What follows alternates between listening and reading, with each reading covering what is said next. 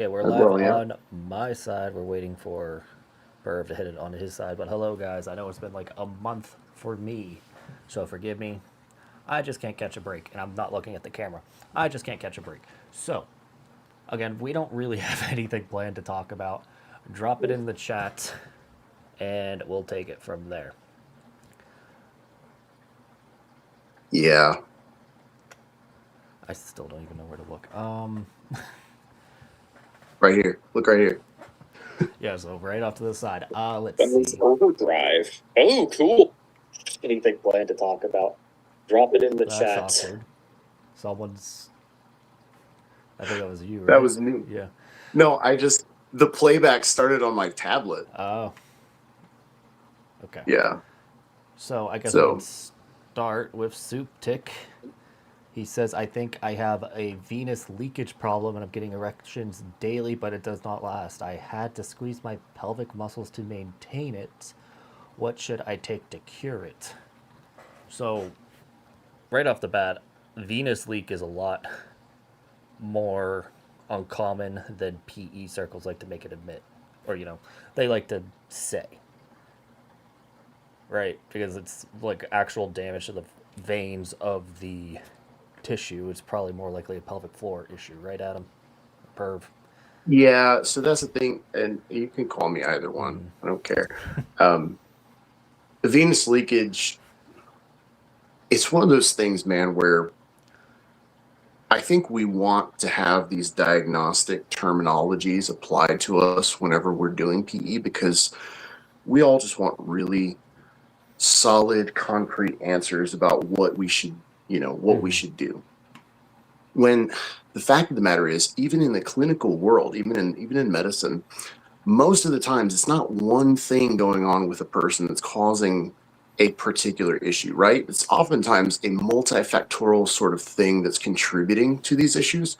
And so potentially, sure, you could have some venous leakage going on, but is that the full extent of your erectile, issues? Are there other things that you could be doing to maximize that? You know what I'm saying? Like to me, if you're squeezing your pelvic floor harder, it's more than likely the root cause is that you don't have enough strength, whether it be from overdoing PE or just, hypertonic pelvic floor, whatever, causing it rather than venous leak. Like, let me actually check venous leak statistics. It's not as common as people. I'll say this: the instance of the frequency with which people talk about venous leakage on Reddit far outweighs the actual, what should we say, like a real life occurrence of it, if that makes sense. Like it does not happen in real life nearly to the extent that a lot of people will sort of make it out to seem. And so that's sort of an issue with PE terminology and us just again wanting wanting to apply these labels to ourselves so that we get some sort of concrete answers, diagnostic possibilities, I suppose. Yeah, also, I think there's two different things going on because there's like venous leak, and that's a broad term. It can be just your vasoconstriction, right? So if you're not Yeah, squeezing enough, that's a pelvic floor issue. And then there's yeah, the actual flipping of the valves of the veins, that just allows blood to escape. So, yeah, like, yeah. So either way, it's like, venal. go ahead. Oh no, yeah, what you're saying is, I mean, what you're saying is absolutely a possibility. There does exist a possibility that some of these people do have prolapse in those valves, and that's causing a big portion of their issues. I'm not saying it's causing the main issue or it's the only thing that's going on with them, but yeah, it can absolutely cause these sorts of issues that he's describing. Yeah, but really, what I'm getting to is that there's two kinds of venous leaks. Pelvic floor dysfunction is probably the leading cause of it because it's like very easy to strain a muscle compared to literally inverting flow of a vein, right?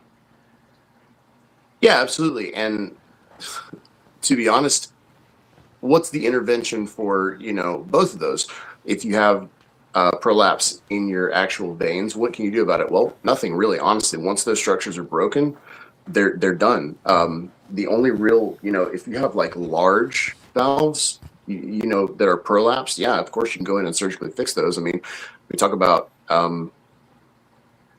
replacing like the valves or repairing the valves like in the heart, like when you have mitral valve prolapse. That's a common enough sort of precedent for it. But just to kind of put it in perspective for you, there's not going to be a vein in your penis large enough that they can go in and surgically repair it. So my point is this: being overly diagnostic about like which part of it is the causal factor, it doesn't really matter when you only really have one intervention that you can perform, right? You can take care of your pelvic floor, and that's about it. Yeah. And then there might be some neurological issues associated with it with the smooth muscle, but regardless, Sure. that still is in the realm of physiotherapy and relaxation of the pelvic floor, which then changes the tone of the penile structure, which then allows the smooth muscle to constrict easier. So, regardless, more than likely than not, you have some kind of mild pelvic floor strain that's causing your issues. And if this just started, it's probably easier to just take some time off from PE, see if it improves, because then it's a fatigue issue rather than an actual structural issue. Yeah, I agree.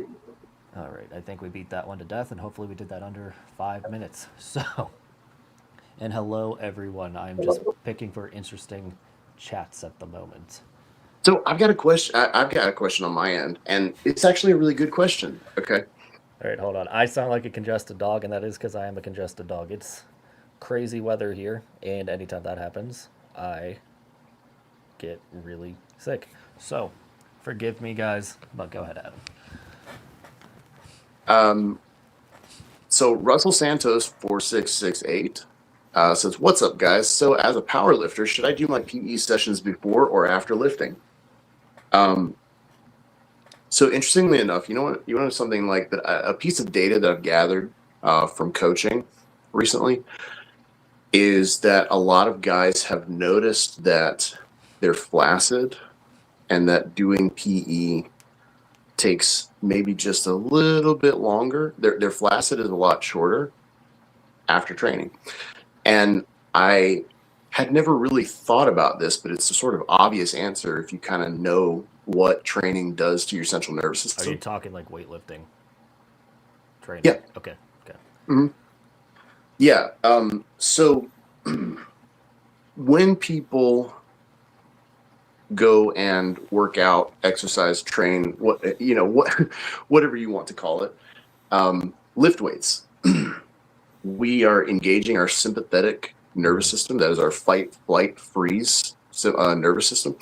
And so what we find is that we have a systemic elevation in tonus. And that is to say that all of our muscles, they tighten up, they ready us for, action. Our body is basically getting ready to fight the bear, as it were. Mm-hmm. And so that includes the musculature of your pelvic floor.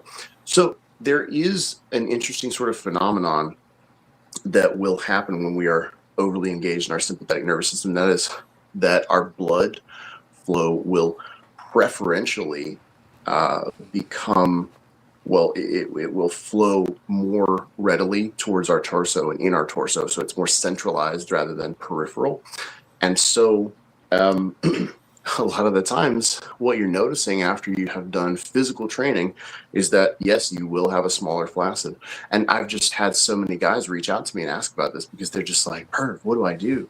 I'm having this, this major issue. And I'm like, okay, I've never actually thought about that. I've never, like dug in my pants after I've gone and done like a really heavy squat and been like, yo, what's up down there?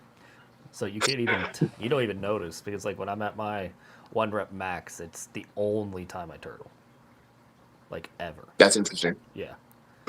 Perhaps I am just so used to it that I don't notice. But typically I'm so exhausted and I train in the evenings and at night. So typically, I'm like driving home at like, I don't know, 10 or 11 at night after training. And so, yeah, That's crazy. Because I lived at like I'm not 6 to doing. 7, so So waking to answer brain. this guy's question, um, I'm not certain that I have a definitive recommendation for you, dude, in terms of doing your PE session before or after lifting. In terms of efficacy or like return on investment, I don't necessarily think that I would tell you that you're going to get better results one way or the other. What do you think, BD? Okay, so rule of thumb: whenever you get back into parasympathetic response, so that's like what 4 to 6 hours after training, is what I would recommend. That being said, I would do it immediately following training. Granted, I'm not a heavy lifter typically. I rarely do like a 1 rep max. Most of it's relatively high volume. So I don't have the same sympathetic response. Yeah, I'm also always stemmed out like 4 to 500 milligrams of caffeine a day. So this is just my normal, sympathetic state. It's almost all the time. In general, interesting. it doesn't matter all that much. I think if you do it before, though, you might be losing that swell, and that could impact shape change. What swell exactly are you talking So about? let's say you pump, any engorgement that you're carrying throughout that your tissue is going to set around, is then Mm, sucked back in. So you would be left with the edema that is no longer in the corpus cavernosum, so like the bad swell, not well, necessarily the stuff that yeah, shapes the CC. Go ahead. yeah. A point for consideration for you might be that it doesn't actually take that long to settle into your parasympathetic nervous system. I'm not certain if you're referencing like a particular event, like maybe if somebody has like a panic attack or somebody's having anxiety or something like that. But no, you can actually you can downregulate the nervous system by something like 300 to 500%. Just by coming home and kind of kicking your feet up a little bit. It's not really that intense. I guess There are it tools that comes we down measure. to the how quickly your pelvic floor can relax afterwards. Yeah, so that would be an interesting thing to sort of look at, because when we talk about the muscles that you've just trained, that tone is going to last a lot longer, right? Mm. Because you've got edema going on. You've just increased the basal tone of that muscle or that musculature. And so that's going to take a little bit longer for it to sort of wear away. Uh, but your pelvic floor really, if you are kind of tuned into your diaphragmatic breathing and you're breathing properly during training, I don't see a reason for your pelvic floor to necessarily be hypertonic. And so I would think that you could restore normal sort of circulation to your reproductive organs, you know, uh, within a pretty quick amount of time. I Again, this is an largely interesting. agree. This It's I just think there's going to be people that have a hard time shutting off. Sure, and I like what you said, which is it's going to depend on your training. So for this guy who's a power lifter, we're going to assume that he is working in higher percentages of his 1 rep max, and so he is more central. He is more, neurologically involved in his training sessions. So I'm going to say maybe potentially you may have a better, according to what BD is saying, and I'm considering it as well. You may have better results going at it before, or a few hours later. But again, what he's saying and what we're saying is it depends on how quickly you can downregulate. Here's a really easy thing that you could do, though. You could try to do some. Why do I forget the damn name of this technique every time I come on the podcast, and I can remember it any other time in my life? Um, it's the damn breathing exercise, the damn Andrew Huberman breathing exercise. I can never. Oh, The double physiological breath. sigh is what it's Oh, called. the double breath. Yeah, what is? I mean, in technique, yes, it is that, but it's called a physiological sigh.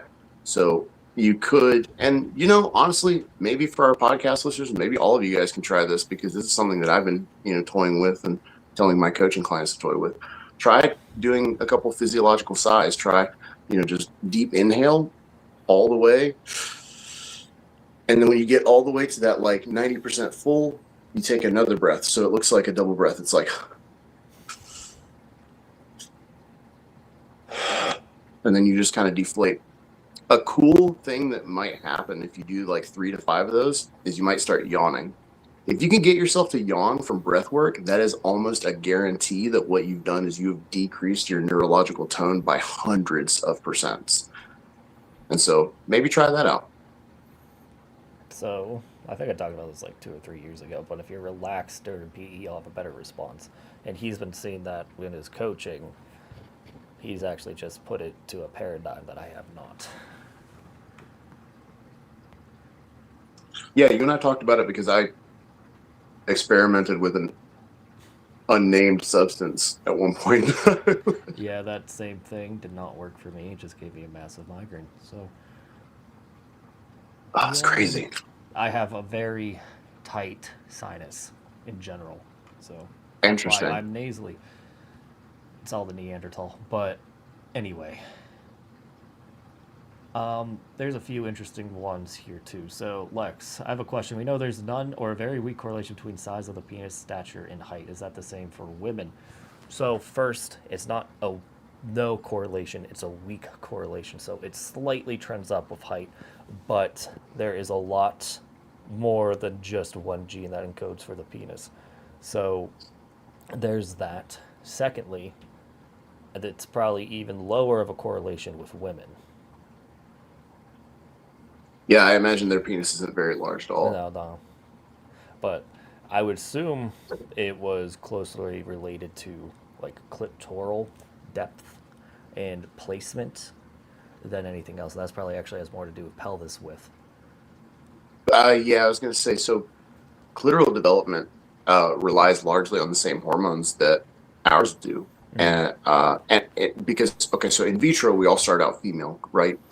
And it's the exposure to our male sex hormones that actually begin our sexual development, which is why there is a subreddit that I am involved in because I am involved in all things sexual health related. Grow your clit.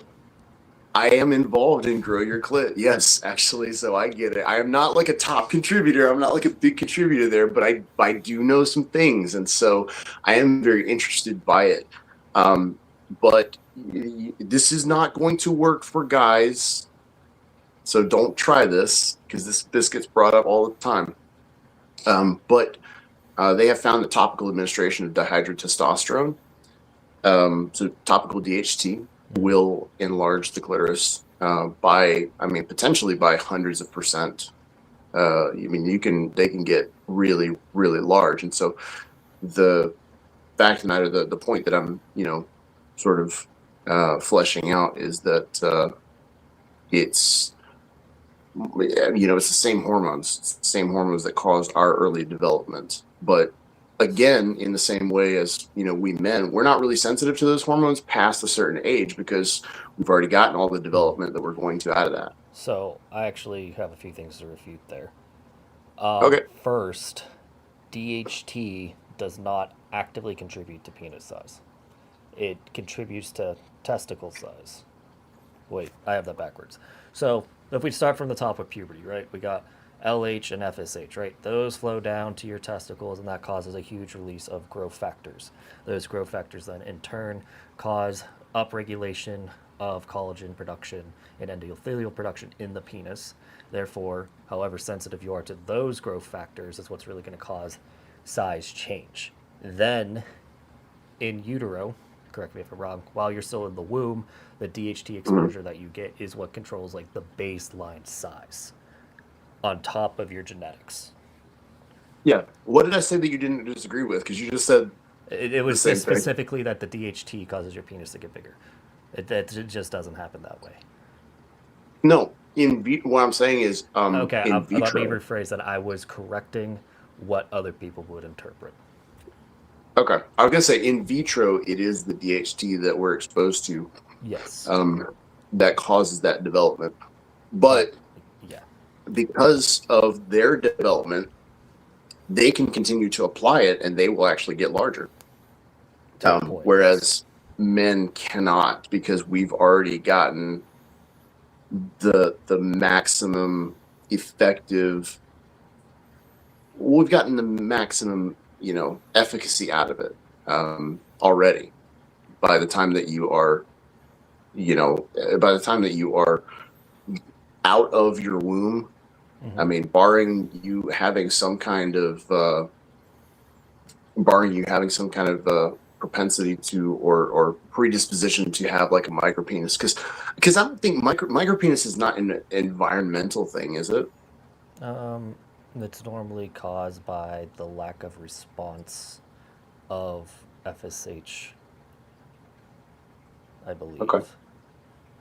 So, like, normally it's directly correlated to the pituitary rather than the penis itself, is what I'm saying. So the pituitary is not creating hormones. Or they do not have the receptors to cause size change. Okay. Yeah. That's what I need to look that up, because whether it's an output or an input would determine why. And if I thought about this for about 10 minutes, I could probably figure it out. But whether it's an output or an input would determine why that doesn't work for us as, adults. So I'm just thinking during puberty, I had to do a lot of research on puberty lately, but inhibin is released by the testicles as they reach maturity, and then that's what slows down the release of growth factors, and that's why your penis stops growing around the same time your testicles stop growing. Yeah. So that's the stop. For someone who is hypogonadal throughout puberty, they never create intratesticular testosterone, therefore their penis will never grow, and that's why they see when they dose HCG, their penis will grow along with it. Yeah. My doctor tried HCG with me really early on whenever I was diagnosed with low testosterone. And it was just one of those things that it didn't really have any magnitude of effect. Well, your LH was probably fine then. On my testosterone. Yeah. My balls, oh my God. That was another story. That was ridiculous. Oh, they swell like crazy. Like, it is ridiculous. Yeah, I did not. They're such a profuse organ. Yeah. I did not appreciate that. I already don't like. I'm not one of these guys that's like, oh, how do I get bigger balls? I'm like, no, thank you. No. I'm good. I could talk about my balls for hours. Like, it's been a rabbit I know, hole the past 3 months. That's fine. Well, it's You're more allowed about. to. So this is a tangent. Some of you guys might think I'm crazy, but I had some form of delayed puberty. I've been on fertility hormones, and I am required to track my balls to make sure it is working. That's all I'm going to say at the moment, because I'm going to have to do like a huge, I don't want to say disposition, but kind of proof of concept, so I don't sound as crazy as I did in the one video I talked about it. That's funny. Yeah. Let's see. You got any over there? During the training week, J Thundercat01 says, during the training week, are manuals done before recovery pumping? So I feel like people have mostly gotten this idea about recovery pumping. Like, I don't know. I feel like maybe I'm just saying the wrong things. If you're pumping during your training session, it's not recovery pumping. It's active deformation. Yes. So here's the thing. If you go in the gym and you squat on Monday, and then you do some light leg presses on Tuesday, like in the rep range of like 100 to 300 is what is supported by the literature. What you're doing is you are doing blood flow training, okay? You are actively training to engorge the muscles and saturate the tendons and the ligaments in blood. And that's important to do, as recovery work for your tendons and ligaments, because they are avascular tissues. That's why they're white on anatomical drawings. They don't have direct blood supply.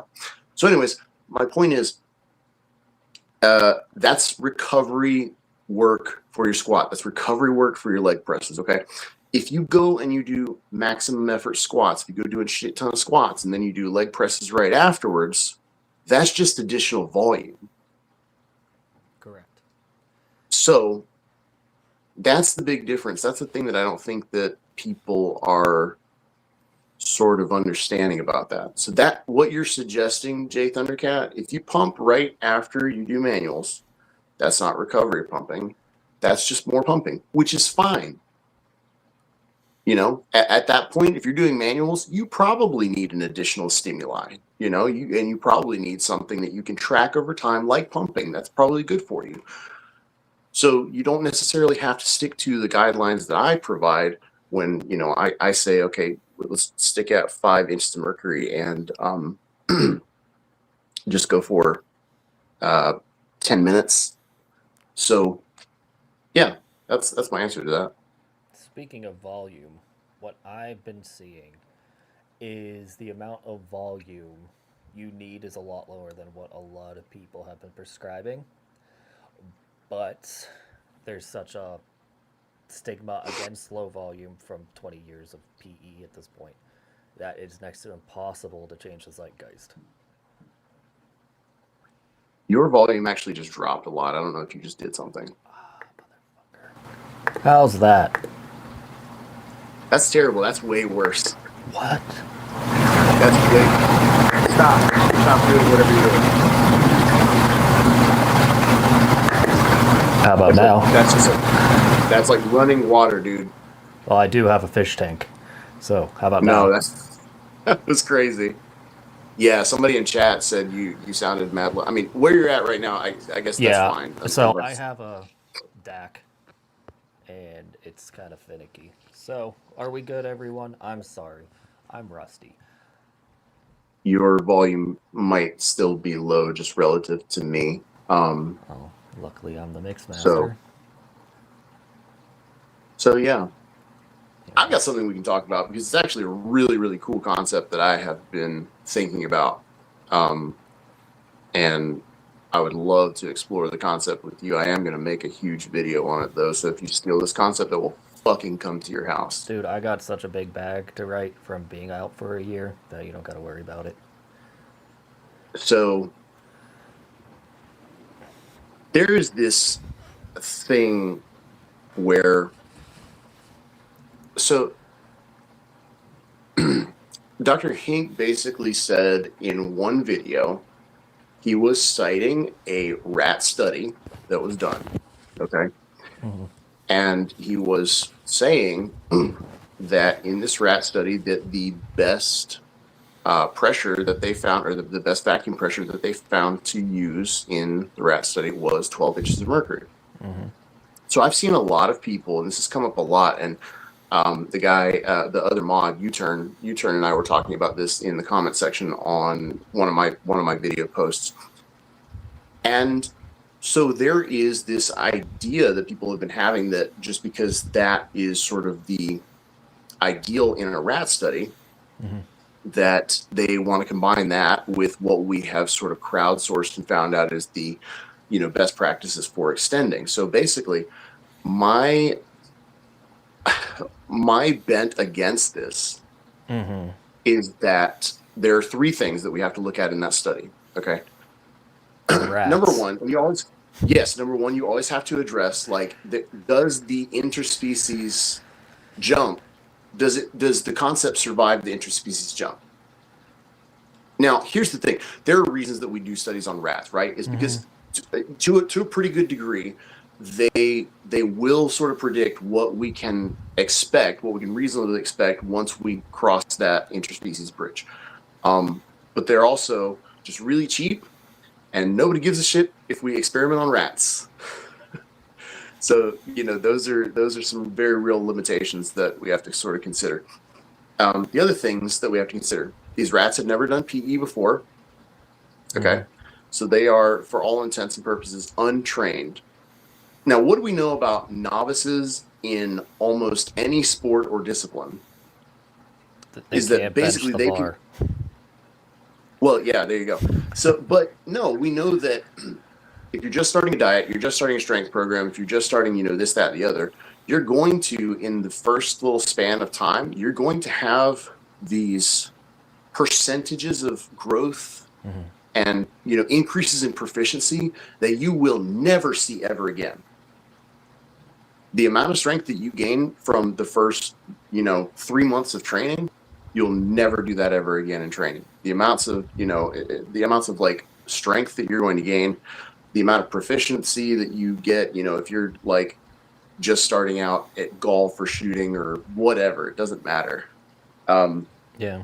Basically what I'm saying is, like, adaptation is front loaded, right? From a biological standpoint, we make the biggest adaptations when we are exposed to brand new stimuli. Mm-hmm. Okay. So point number 3, they were only doing pumping in that study. Mm-hmm. And this is the big point, and this is where I want to hear your thoughts. When you apply maximal efficiency concepts that overlap, whether it's in a muscle, a body part, or an area of neurological efficiency, you cannot reasonably make the assumption that 100% of this plus 100% of this equals 200%. So here's my point. If all you have to use in training is a leg press and you want to make your legs bigger and stronger, you can ask ChatGPT for a leg press program and it'll come up with this program, right? Mm-hmm. And if you have a squat rack in your gym and you say, oh, okay, I can squat. So you ask ChatGPT for your squat program to make your legs bigger and stronger. And then you have the squat program, right? You don't do both of those programs at the same time, Mm-hmm. right? Because if you're going to squat and leg press, what do? You either leg press first and then squat as an accessory, or you leg press first. Shut up. I know. Either leg press. You go I for was it. In my head, I was all of a sudden, I was hearing all the people that are going to be like, oh no, what about like pre-fatiguing and shit? Shut up. This isn't the point. Well, that's what ChatGPT would give you anyway, but go ahead. Yeah. So again, you would either use the squat as your primary driver of growth, or you would use the leg press as your primary driver of growth. Mm-hmm. And then the other one all of a sudden turns into your assistance work, right? Mm-hmm. So that's kind of the thing that I've been seeing lately is I've been seeing a lot of people just pumping with really, really high pressures. And they're like basically pointing towards this like one study. Mm-hmm. People like very conclusive, very safe things to do. They don't want the experimentation. So I am writing it's probably going to end up being a 6-page single-spaced video just about the perfect pump. 12 inches of mercury doesn't really make sense in general. So I'm going to just ask you, when is the penis at its biggest and largest? Like, in general? Yeah. So like when you go to the right. Okay, what I'm going to say. Right before you have. Go ahead. Sorry. Right before you have an orgasm. Okay. Now, that I guess there's a few ways that could be mechanically limited. When you go into the tube, there's going to be a point where you cannot get any bigger, right? Right. So going beyond that point introduces excessive stress that does not actually work the tissues, and that's what leads to excessive edema. I think I know where you're getting at, and I'm about to be mad because I've been experimenting with this for like 3 months now. Yeah, go ahead. You can't write about this because I already am writing about this. So that point is whenever you hit the largest you are in the pump, right as you start pumping, is your target pressure for that session. That's it. There's no. See, this is why we're friends. This is exactly why we're friends. So, like, technically, do not do this, but you can pump without a gauge perfectly fine if you just listen to your damn body. Go and erect, watch to the exact moment you stop engorging. That is the point you hold. That pressure is then going to be where you get tissue creep from, and that's it. That's your target pressure for the entire session. You can play around with sets, but it doesn't really matter because that's the weakest it will be. Then the next session, if you watch it, your pump will require you to use less pressure to hit the same engorgement. Why? Because you're fatiguing. And there will be a certain point where you'll hit terminal load. And what I've noticed is when I first start pumping again, it'll be like 31 kilopascals. After about a week, it drops all the way down to 18 kilopascals to reach maximum engorgement. I'm so happy And for mad. you and pissed off at the same time. I thought I was really like coming up with something unique and like groundbreaking. So before I go on, he did not say use a pump without a gauge. He did not say that. I'm Do not saying in theory start you doing that. could, but it's going to be very bad for progress tracking because, like, if you know the pressure you're using, you'll be able to see when you're hitting that terminal load, right? And that way, if that ever starts creeping up for whatever reason, you're probably hitting a point where you're actually developing thickness of the tunica rather than width and volume of the tunica. Okay, what he didn't say was bath mates are cool now. Oh no. Okay, No. because bath mates are still not cool. So, yeah, dude, that's awesome that you came up with that all on your own. You're so smart. Thank you. Thank you. So, yeah, I was actually, fuck you. I've been doing the same thing. Mm-hmm. That's crazy. So, yeah, okay. I think I told you this. I finally bought like an LA pump because I just wanted to see what they were like because they're, supposedly like these really nice pumps. I Mm-hmm. also just wanted I like the reactivity that I get from having a shorter Oh, okay. cylinder. So you actually got a You custom. know what I mean? Yeah. Set up Right. So custom. I got one that's 10 inches. I didn't want the one that's this, freaking 12 inches. Mm-hmm. So I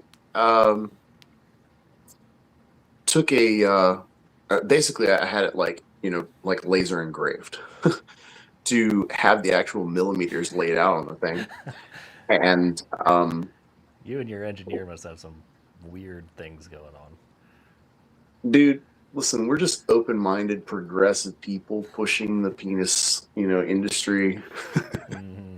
Um, so yeah, basically like to the millimeter, exactly what you're saying. Like I would watch and I would basically just like not even look at the pump pressure that I had in my hand.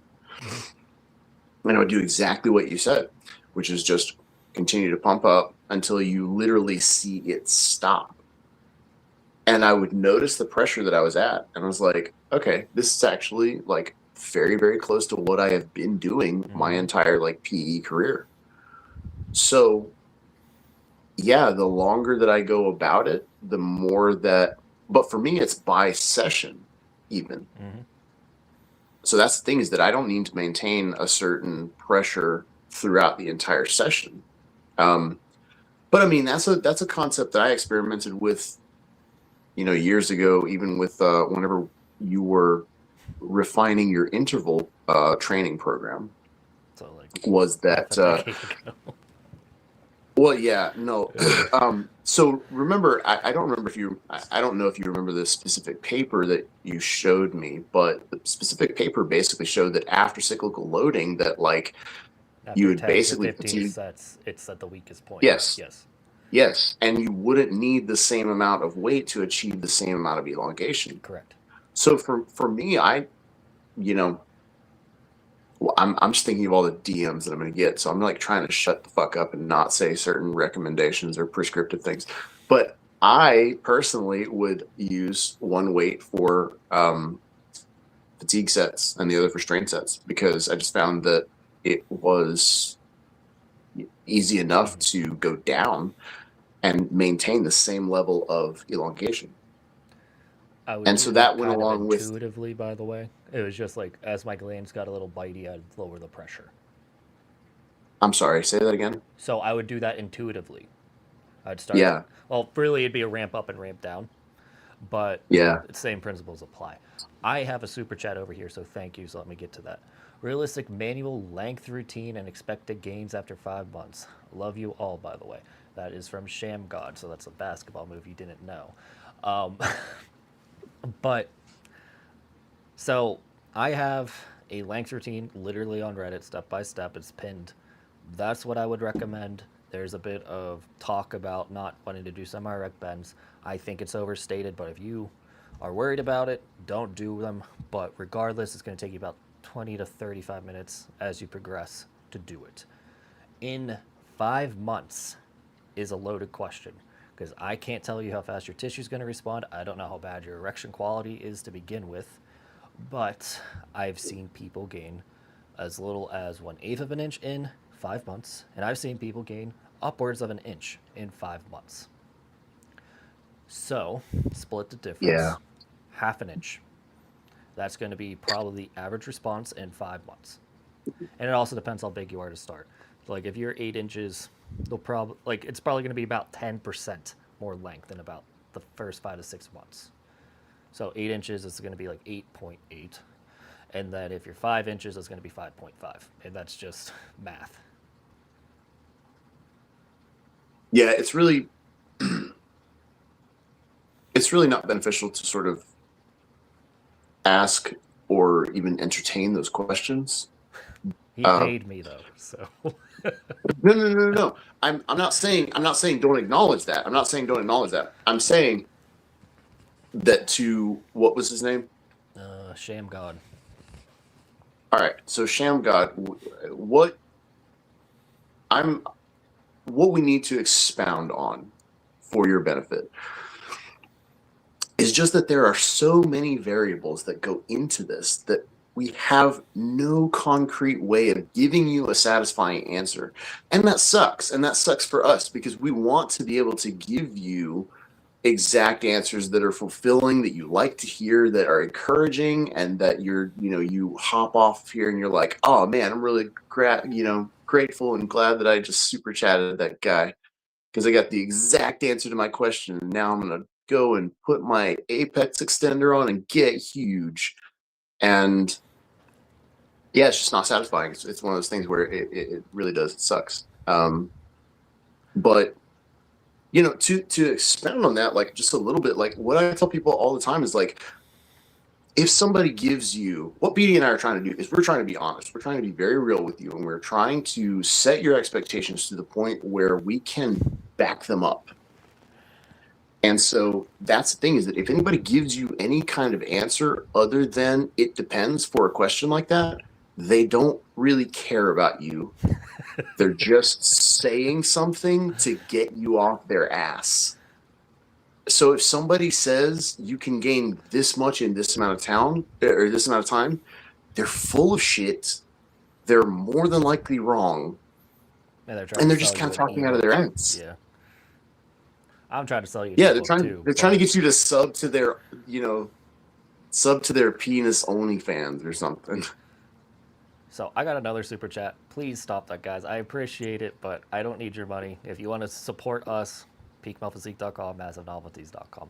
But I know you want your answers or your questions answered. Sub to my YouTube. Fuck Massive Novelties. I need followers like a motherfucker. This is my chat, so anyway. Yeah, I know.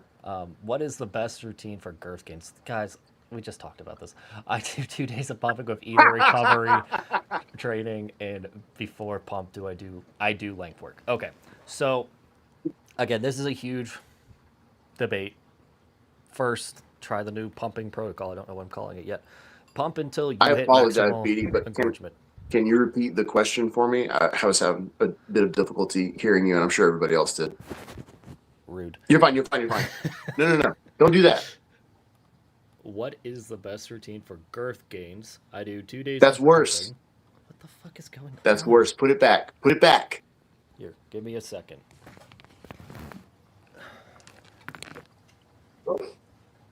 Anyways, thank God that motherfucker is off the screen now. Guys, I literally cannot stand him. I swear. Like, it's not that he looks better than me. He does look better than me. I'll be honest. He is younger. He's less fat than I am. Look at all the hair that he has. I'm jealous. Of course I'm jealous. And his dick is huge. But he is a fucking dickhole and a half. I don't know if you...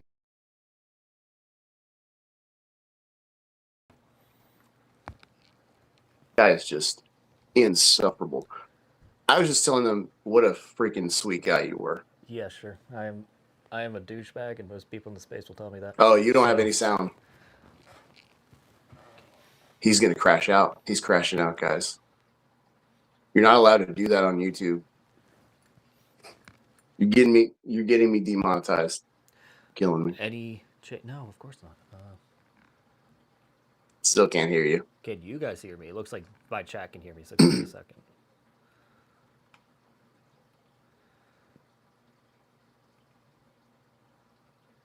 How about now? Yeah. All right. Now, I'm assuming chat still could hear me because it was picking up on OBS. But can you all hear me fine now? You're going to have to go back and watch that part again because that was real good. Okay, if I remember. What is the best routine for girth gains? I do 2 days of pumping, either recovery or recovery and training. And before pump, I do length work. So I'm So assuming... he's looking for girth gains. Yeah. So I've had a lot of my guys doing lots of bundled extending for girth gains, and it's working. Disgusting. I don't give a shit. So, I basically treat the extending portion of the training session as almost a pre-fatiguing. I'm going to be right back. You continue talking, though. Okay. So, yeah, I treat the time in the extender as sort of a pre-fatiguing portion of their training session. And I'll have my guys do bundled extending, and they will bundle for, like I would say 70 to 80% of the weight that they would normally use, like if they were doing length specific work. And the bundling doesn't actually need to be that much. 180 degrees of a turn is enough. You'll get really, really great expansion from going in bundling and then going into the pump. You'll actually get really, really great expansion by doing that, just because what you've done is you have twisted the penis across itself, and so you've actually forced some of this like mechanical, cross linking to fail.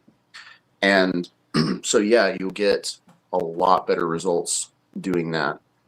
And so whether you want to do pumping afterwards, or you want to do clamping or base holds, whatever your preference is, I don't have a problem with a multidisciplinary approach to it.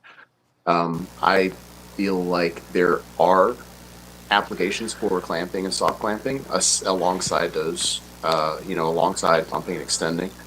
The main thing to note, though, is that clamping is really, really hard on your tissues, and so you need to watch your erection quality very, very closely to make sure that you are not overtraining, because that can happen extremely, extremely quick when you're trying to do girth work.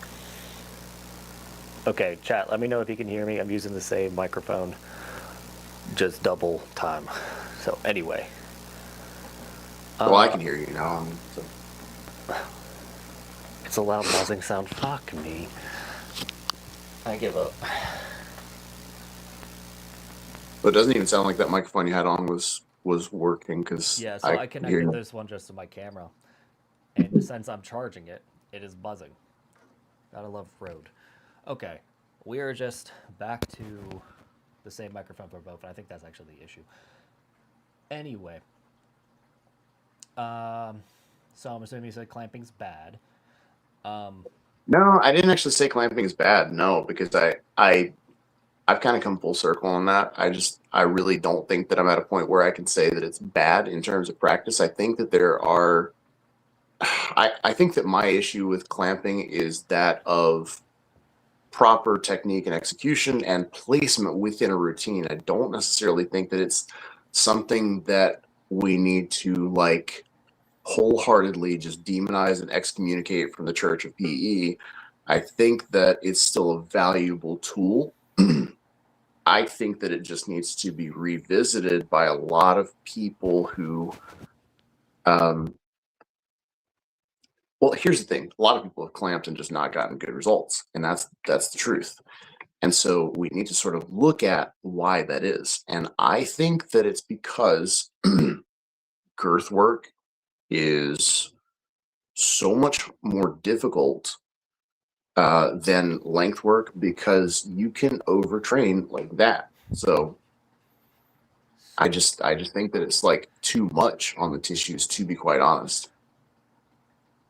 I'm just trying to think. So, clamping to me Yep. is only good for hypoxia.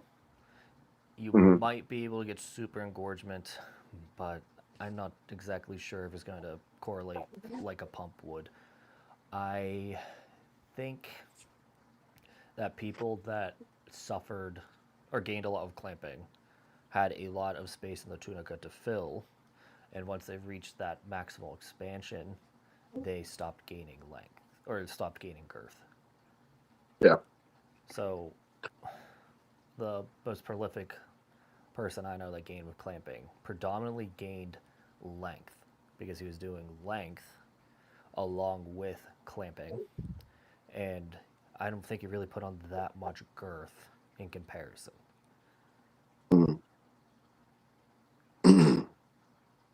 But yeah, Interesting.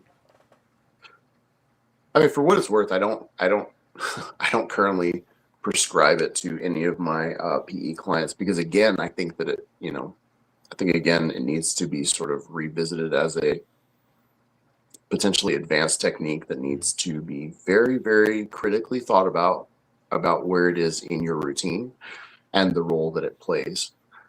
But yeah, I've got a question over here, and so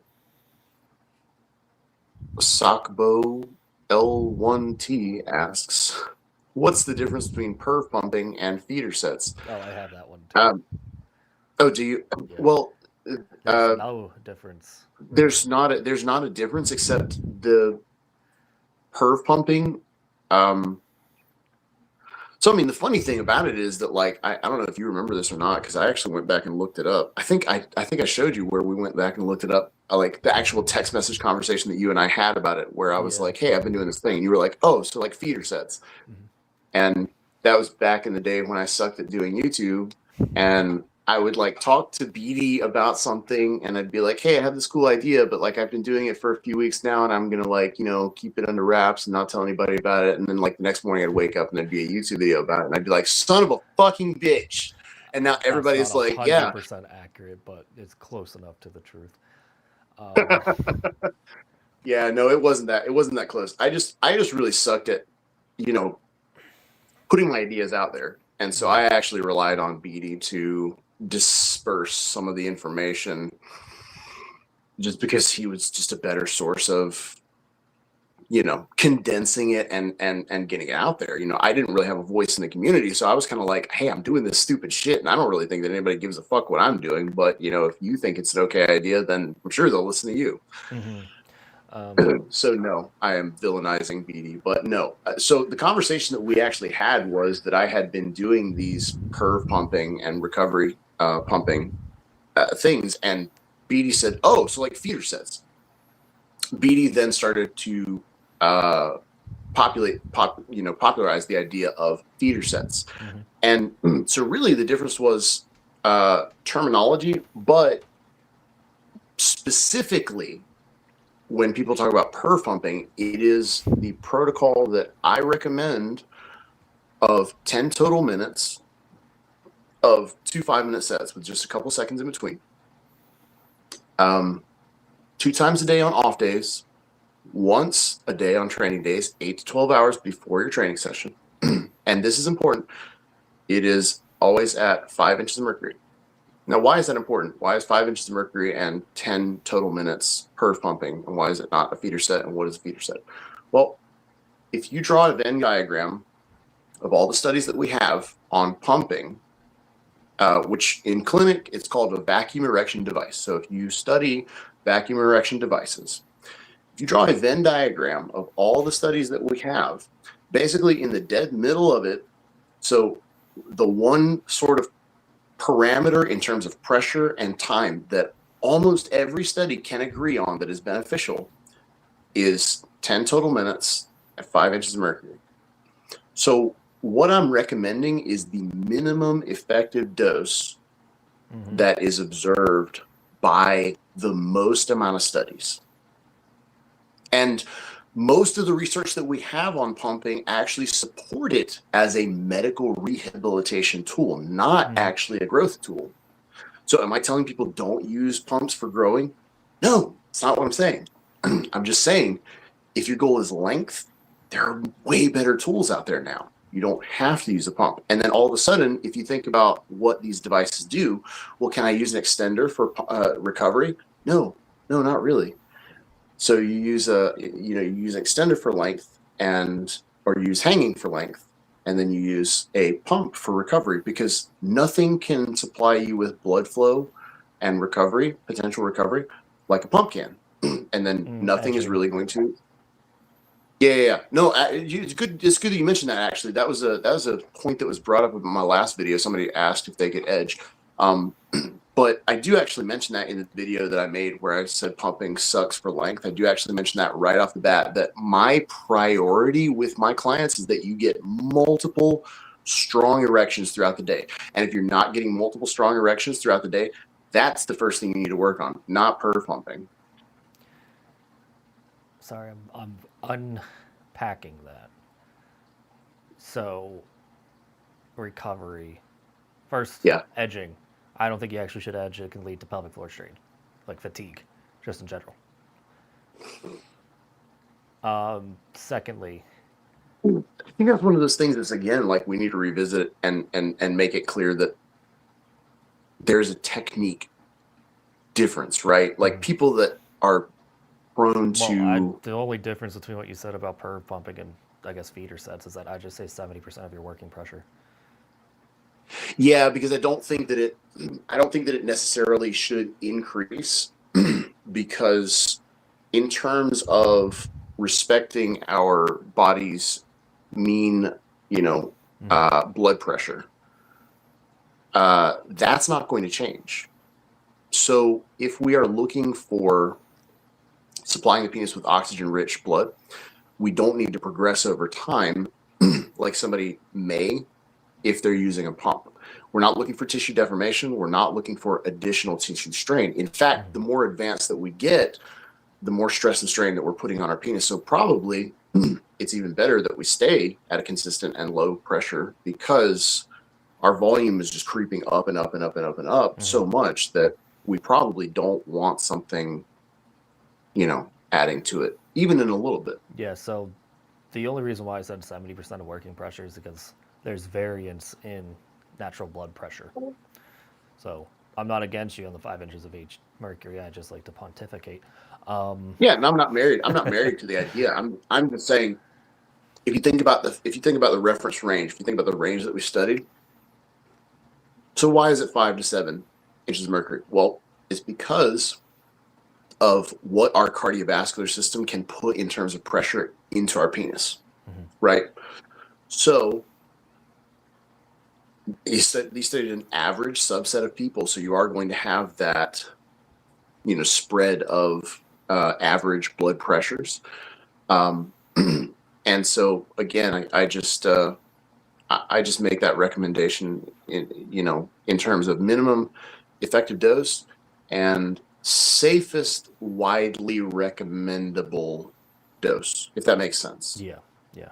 So back to your maximum erections for growth. I believe there is an avenue where you can fatigue the tissue so much that your natural erections will actually cause you to deform over time. So, for example, let's say you pump before bed.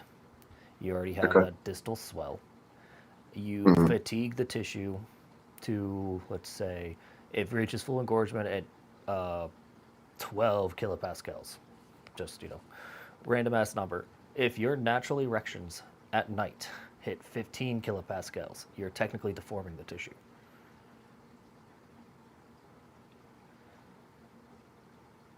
So, what I'm saying is, if you time your PE to the time you go to bed, you can maximize nocturnal erections and get basically super physiological erection. Sorry, I lost my train of thought. Super physiological erection practically all night. Yeah, potentially. I don't disagree with that in thought. In practice, I think it may be difficult. Again, I'm not saying it's impossible. I'm saying it will be difficult, and the consideration that people will need to make is that they will have to optimize their training so that they absolutely are maintaining peak erection quality. Because if you are overtraining even in the slightest bit and you decrease that maximum erection quality, then you're eating into those nocturnal erections, like BD was saying. So you may not get that added benefit of it. So, yeah, I don't disagree with that. Again, in theory, in practice, I think that's probably that's a lot. You know, there are a lot of skill. Yeah, and that's the thing is I'm kind of like I'm vibing on like the dumbass PE side of things recently. Like I'm just like, what can I recommend that people aren't gonna fuck up, and what's like gonna really give us the most bang for our buck and just the biggest return on return on investment. Um, so that's me lately, and I just think that yeah. Again, that's one of the reasons. That's actually one of the reasons that I recommend perf pumping the way that I do. So 5 inches of mercury, 10 total minutes, is because it's like you're not gonna fuck that up.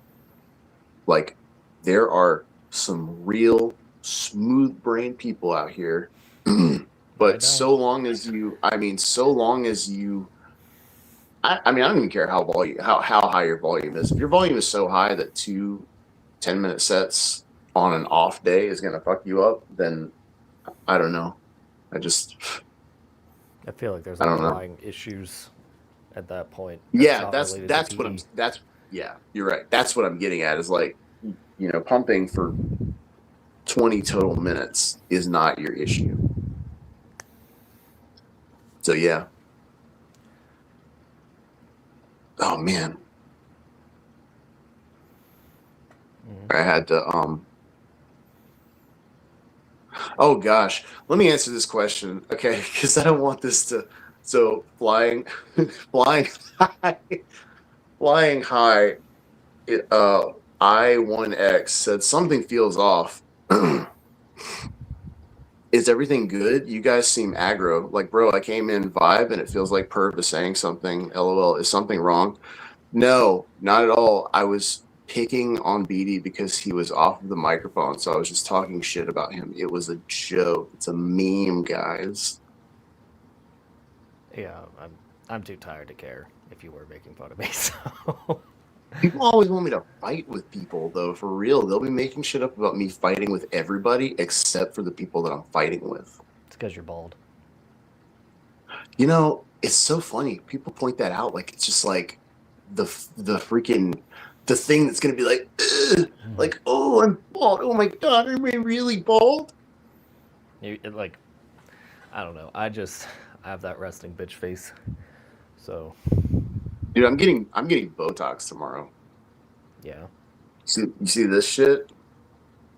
You can't actually, because I'm really well lit right now. But I'm getting Botox tomorrow. I'm sick of this shit. I look mean and unapproachable, and I'm not that guy. But like when I'm out in public and shit, like I look like I'm like mean mugging motherfuckers.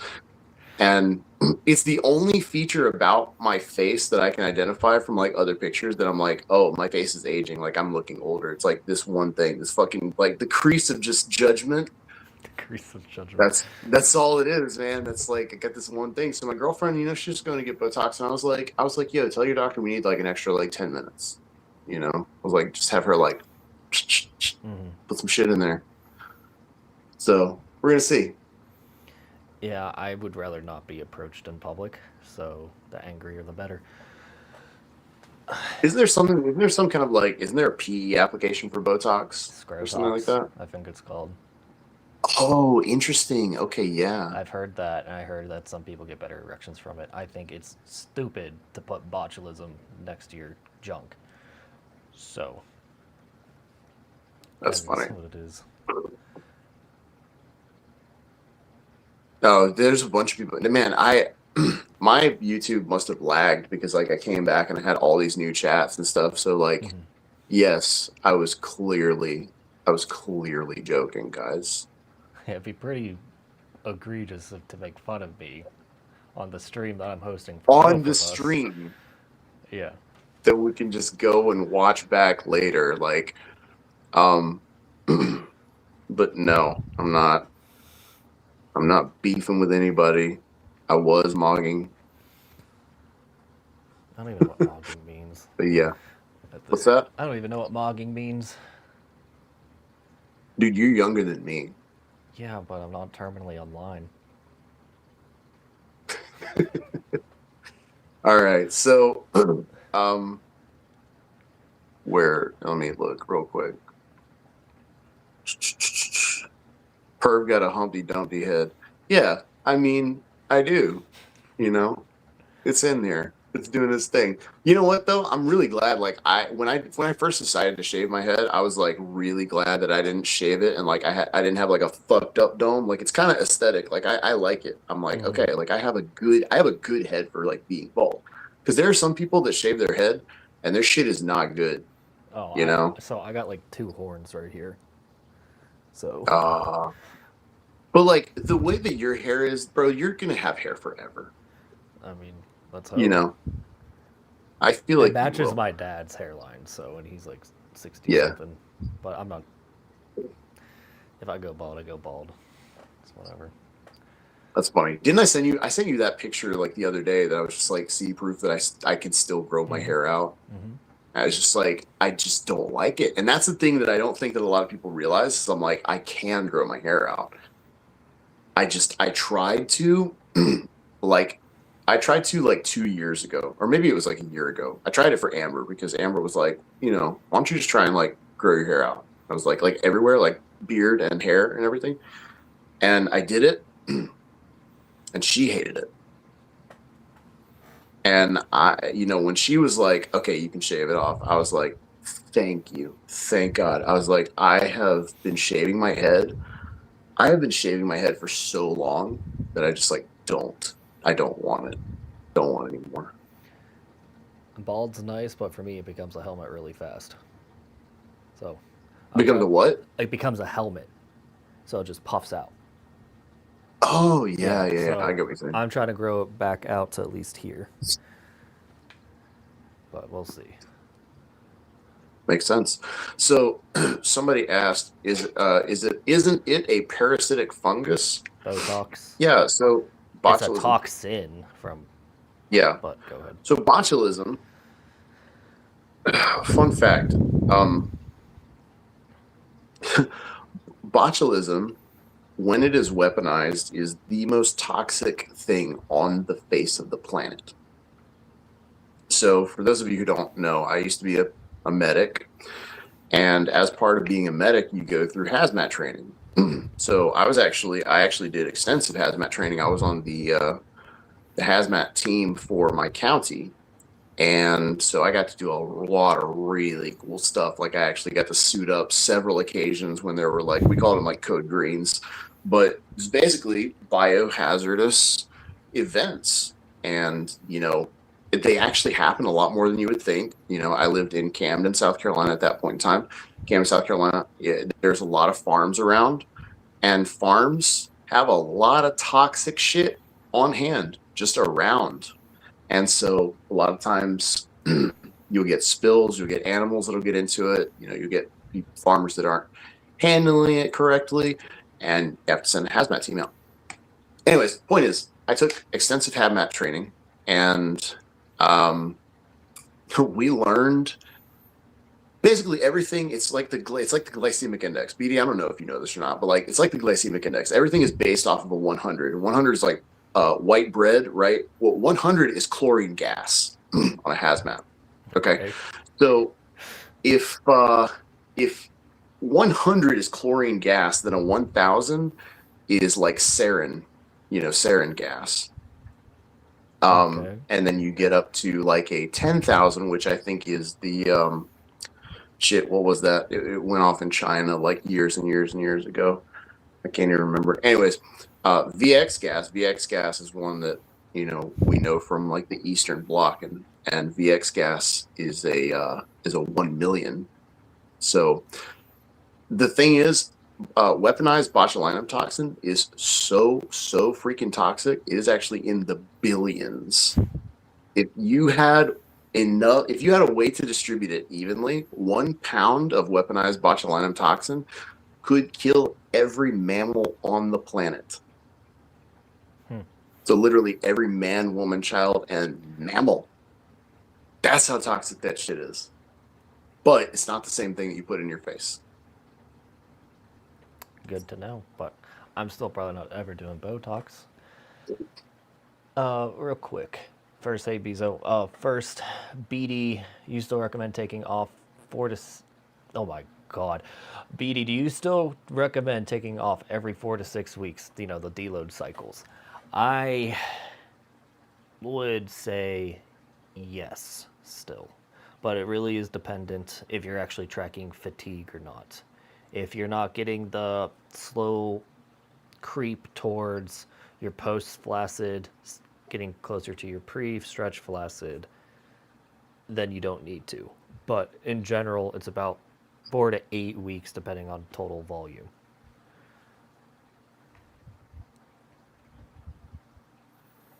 Yeah.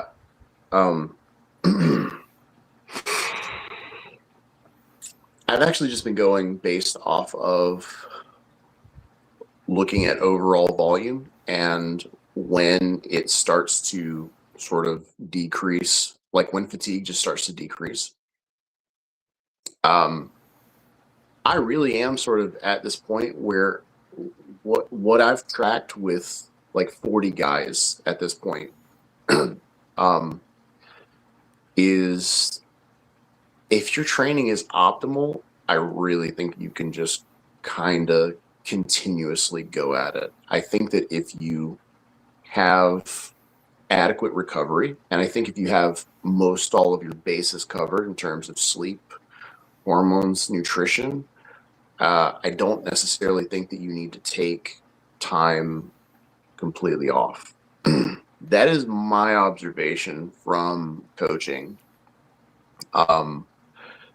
And again, there are differences in application in almost everything. And this is sort of this is an overarching theme that I've been talking about lately, BD, and it's sort of like there is room for interpretation of the correct application or the optimal application of PE, right? Because that's the thing, is that the way that I got my 900-pound squat is not the way that all 900-pound squats have been gotten. There have been people who trained nothing like me and got a 900-pound squat. Okay. So the fact of the matter is, the simplest way to say it is there's more than one way to skin a cat.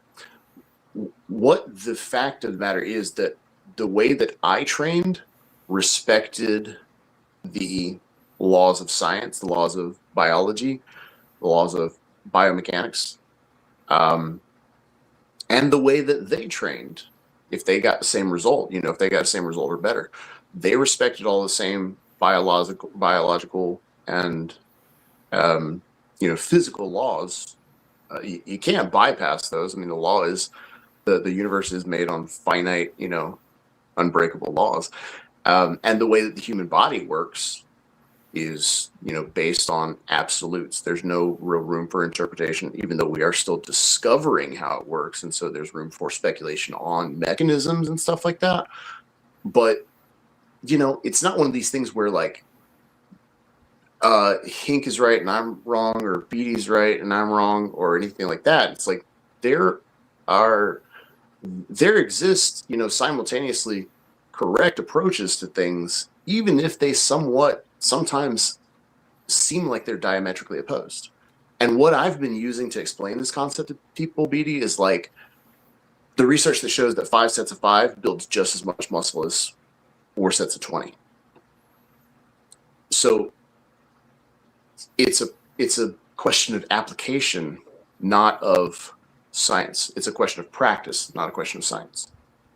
And so that's the thing, is that both 5 sets of 5 and 4 sets of 20 both respect these unbreakable laws of physics and anatomy and physiology. So the problem though is that there's still debate on what the laws of PE are. Yeah, absolutely. Yeah. But I think one of the things that needs to be kind of looked at is like, are both of these protocols still observing? Basically, because, okay, there's a lot of people that want to debate.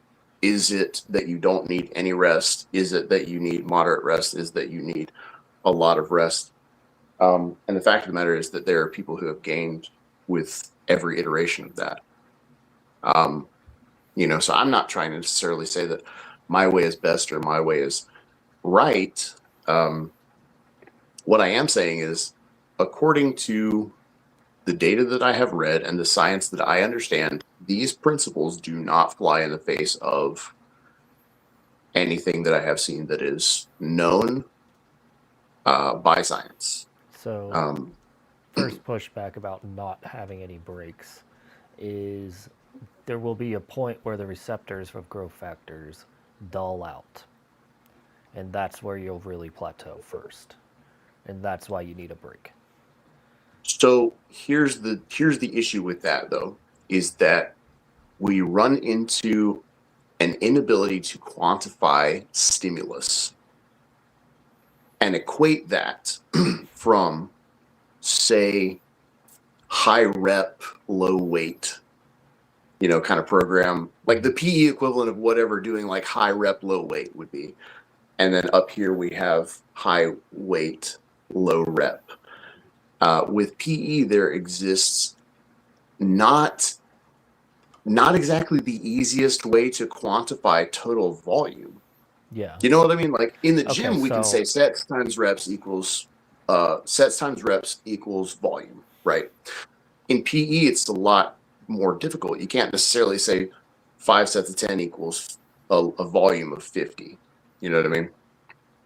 And so here's the real rub of the situation is that, like, yes, given a particular stimulus over time, you will desensitize the tissues if they do not have sufficient rest. But the question is, what threshold do you have to pass over in order to need a similar amount of rest? So that's what I'm saying is if you give a 100%, we'll come up with an arbitrary system of measuring stress and recovery. So we'll say if you train at a 100, then you immediately need a 100 in rest, right? Mm-hmm. So then if you train over here and you train 100, 100, 100, then all of a sudden you need 300 in a row of rest, right? Mm-hmm. So what I'm saying is I believe that in training, in physical training, strength training, conditioning, that the same sort of idea applies where you can continuously train and have rest periods intermittently for those receptors to reset. But from my understanding of soft tissue is that those are safeguards in place for runaway growth. So that chronic stimulus will eventually cause downregulation, regardless of it, because it's more attuned to the growth rather than the stress. Right. The argument that I'm making is we don't actually know where those thresholds are. Yeah, I get The that. argument that But I'm what I'm making is- saying is yeah. like if your veins slow down, Mhm. regardless if you're hitting fatigue or not, it's probably because you're adapted to that amount of growth factor release at that interval. Therefore, you need to take time off. Yeah, absolutely. Yeah, I'm not arguing with that. I think that's a very reasonable. Statement. What I'm saying is there's And then when I say 4 to no 6 weeks, that is the typical time range someone can expect to hit this first wall. And then they need to deload. given a particular amount of stimulus that you have in mind. Right. So that's what I'm saying is that we don't have a way of quantifying. We can't say when you've lifted 10,000 pounds, of total volume, then you need X amount of rest or something like that. You know what I'm saying? So I'm saying your recommendation is based off of a typical way of training that you are prescribing to people, or that you are observing people I'm going to do. push Correct? back on that more. Okay. I say if you hit less than 2% fatigue after a session, therefore you need rest. Therefore, we have a way to quantify overall cumulative fatigue. Or you need to increase the training stimulus, correct? Yeah, but that's usually counterintuitive. Yeah. No, again, I don't disagree with you. I just think that it's really difficult to apply actual concrete parameters on something that's so kind of nebulous that we don't really have a way of like saying for a fact that because kind of what I've been gravitating towards and what I've actually been promoting, watch, this is going to end up like a meme or some shit that I'm going to hear about. What I've actually been promoting is kind of almost like a Bulgarian method of penis enlargement. I'm like, okay, let's do something every 12 hours for your penis, whether it's training or recovery. Let's do something, to keep this going. And so what's really funny is people are like nailing me with this, like, oh, Perv says you need rest days. And I'm like, I didn't say that. What I said is you need recovery. I didn't say you need rest days. Most of my There's a work big says difference between recovery now too, by the way. there's a big difference between rest and recovery. Okay, because sitting on your ass does not equal recovery. Not necessarily. Right. So anyways, though, I did want to talk to you about that. So I'm glad we had this podcast because I did want to hear your thoughts on that. And I do think it's interesting. And we also have like the most simultaneous viewers that I think I've ever seen on this channel. We have 188 people watching right now. On your side, I have 26. So we've got 189 people at least watching. Oh. That's whatever. We've got at least. All right. I got some people. Hold on just a second. Forsaken Dog, I've scrolled back and I can't see your question. So like put it in again and I'll try and like talk to you about what's going on. I'm gonna pee. You go ahead. All right. Yeah, my tablet is just I'm sorry guys, my tablet is like not, it's just not keeping up with the chat. So I apologize. Let me see what's happening.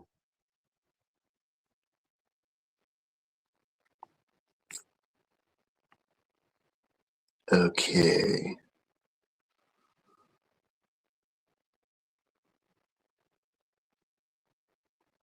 What's up, guys? I misunderstood something and did sets of Kegels in the pump. Have hard flaccid since close to a year. Can you help? Damn, dude. Okay.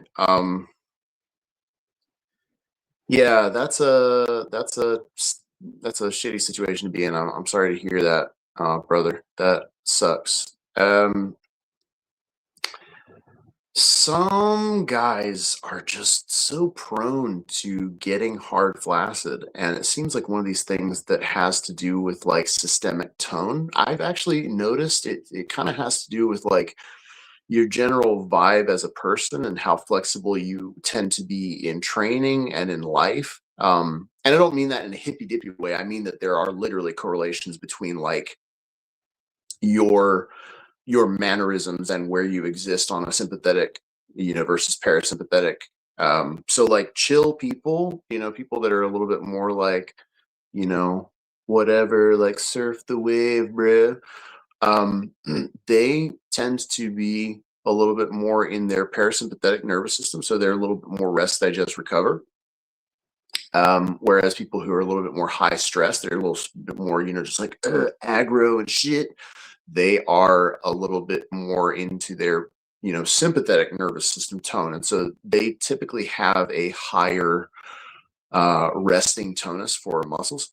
And I've noticed that people like that can strain their muscles, not just in the pelvic floor, but in general, a lot easier. So So what to do about your specific case? BD actually has a lot of really great videos that I have referred plenty of people to on that topic. We're talking about Nonsense. pelvic floor. We're talking about pelvic floor stuff. So yeah, Definitely I not a would pelvic honestly floor expert, dude. But go ahead. no, I mean I'm not saying that, but I really do. I really do think that some of the videos that you made are very helpful. I've referred tons and tons of people to your videos. And so I think that's a good place to start. Now, if you know anything about me, you know that I am the breathing guy. I think that, our respiration determines just so much about us as human beings. And so again, what I was talking about earlier, like your sort of propensity to be sort of an aggro guy or a chill guy, it directly correlates with your level of involvement of your sympathetic nervous system. It means you're like up here, or your parasympathetic nervous system. And that's kind of the like ride the wave, dude. And so I do believe that a holistic approach to this is necessary. I do believe that you need to sort of look at the ability that you have to downregulate. So this is a macro, this is not, we're not to a like specific thing yet. We're just saying macro in general. You need to learn to uh, chill the fuck out. And I don't mean that passively. I mean actively. You need to learn how to chill out. You actively need to learn how to downregulate your central nervous system. And the easiest way to do that is through breathing. So breathing, sleep, sex, meditation, those are the biggest things that you can do to really bring your sympathetic nervous system under control and then exist at, just a better sort of more even keel. So that's going to prevent you from, or it will lower your likelihood of, straining yourself in the future. Now, as far as what to do for right now, pelvic floor exercises can definitely help. Breathing exercises will also definitely help because your pelvic floor is part of a contiguous system that starts at your diaphragm. Your diaphragm goes across the entire bottom, of your ribs. It goes down your low back, flows into the hip flexors, which go down through your pelvis and into your femurs. And then, all of your pelvic floor musculature sits right there on the bottom. So you got this big C shape. You've got your diaphragm, your low back, and your pelvic floor. All of that moves and massages your tissues every single time that you breathe. So I recommend you watch some of BD's videos on the subject. That is a big thing that I would recommend. Since BD is chewing right now, I'll go ahead and answer this other question because That's okay. I'm a slob. somebody asked, they said, Perv, what was your diet when you were doing powerlifting? And they asked it 3 times now. So it's actually a really easy diet to explain. BD is actually aware of the person that I took my dietary advice from. He's actually a man that I got to know somewhat personally. His name is Stan Efferding. Stan Efferding authored a book called The Vertical Diet. And The Vertical Diet is a book that I highly recommend that everybody read. The reason that I like The Vertical Diet is because I hope to be like the Stan Efferding of PE one day. And that is Stan Efferding he doesn't preach hard, fast, you have to do this kind of things. What he gives you is he gives you a functional framework of how to eat. And then he lets you figure out the best actual diet for you by teaching you these fundamentals of performance nutrition. So specifically, what was I eating? I was eating about 3.5 pounds of animal protein per day. I was eating a lot of rice, specifically jasmine rice. I was eating bone broth mixed into every meal. I was using a lean ground beef. I was using bone broth, jasmine rice. I was having peppers, mixing spinach into it. I was waking up first thing in the morning and getting cranberry juice in for iodine. Use colorful peppers for micronutrients. Almonds are really good for your dietary fats. And then twice a week I would have salmon for your omega-3s. So one of the big things about the vertical diet, and one of the things that I promote, is you should eat your nutrients. You should eat you should eat to the point where you don't really need supplements. Just because if you eat a piece of salmon, the omega-3s and the omega-6s are actually balanced, and omega-3s and 6s need to be in a ratio of each other. You can't just supplement with one. And so just eating salmon is a really quick answer to like, how do you get all your omega fatty acids in your diet, right? So eat salmon twice a week, you'll hit your recommended, a weekly amount with 2 servings, and in the correct ratios. But eggs are also a huge thing. Eggs and milk, if you can tolerate them, are fantastic for you. Eggs are one of the greatest sources of choline for you. And of course, if you can, get in cheeses, multiple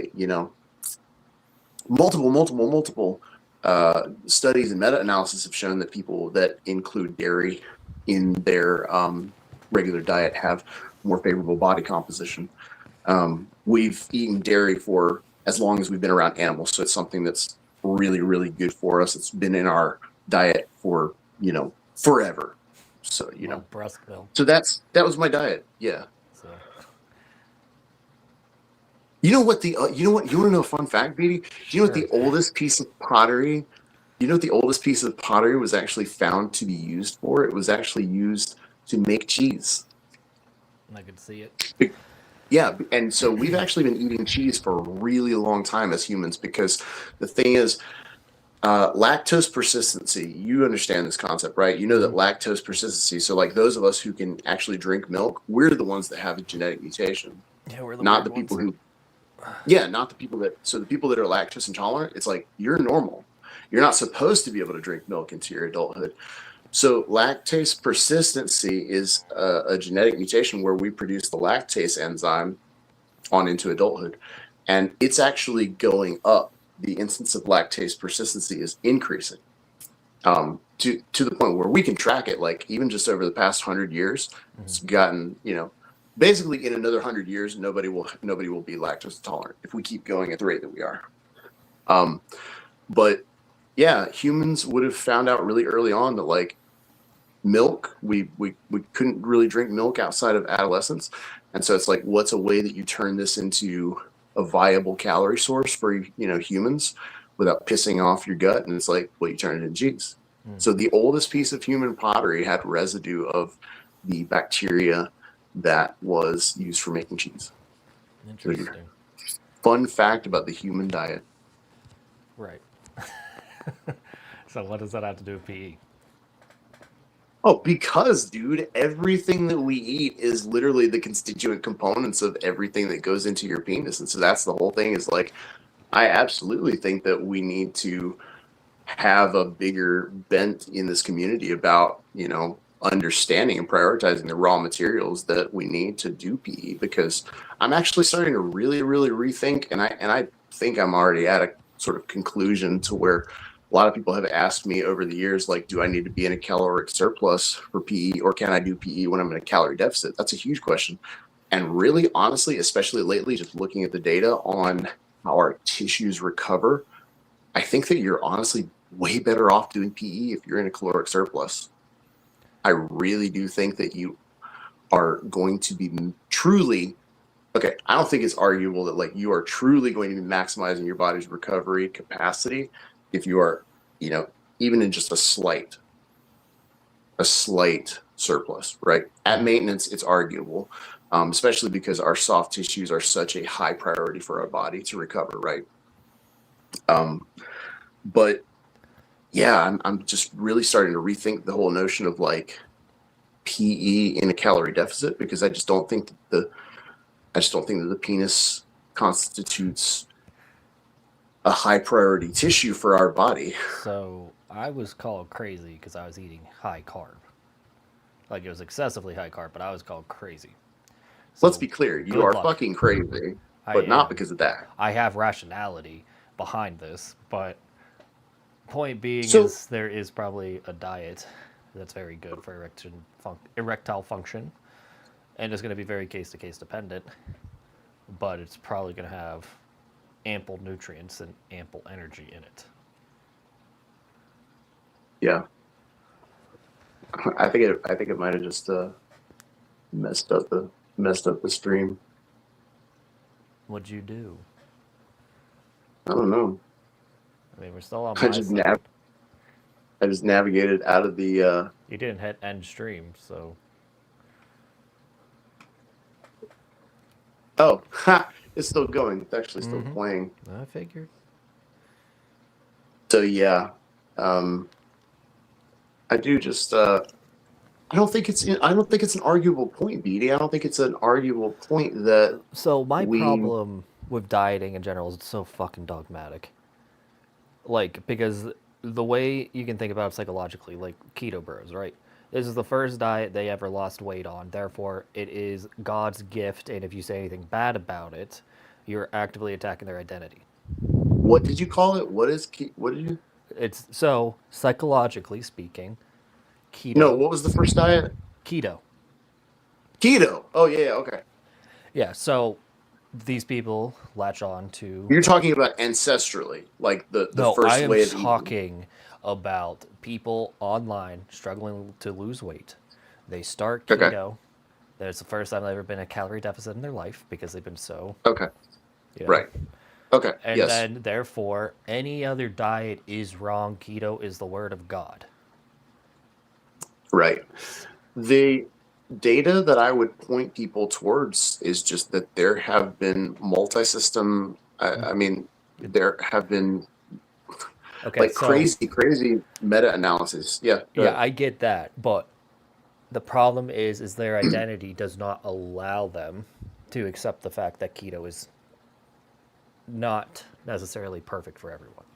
And I'm not saying every keto guy's like this, but a very large portion of that community is like that. I understand. Yeah.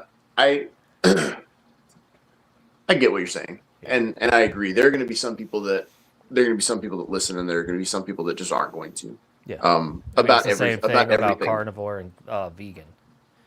Precisely, and that's the thing is that I really just try to simply point people towards the data that like I feel it is liberating that we've actually found through comparison studies and through multidisciplinary sort of meta-analysis that when you account for protein and you put people in a calorie deficit across the board, losing fat makes you healthier. Mm-hmm. And it doesn't actually make you healthier if you're eating carnivore or vegan or vegetarian or if it fits your macros. So literally, if you are shoving ice cream cookies in your mouth every single day and you're still losing weight, it is not deniable. It is clinically proven that So, you are going to be healthier for it. minor pushback.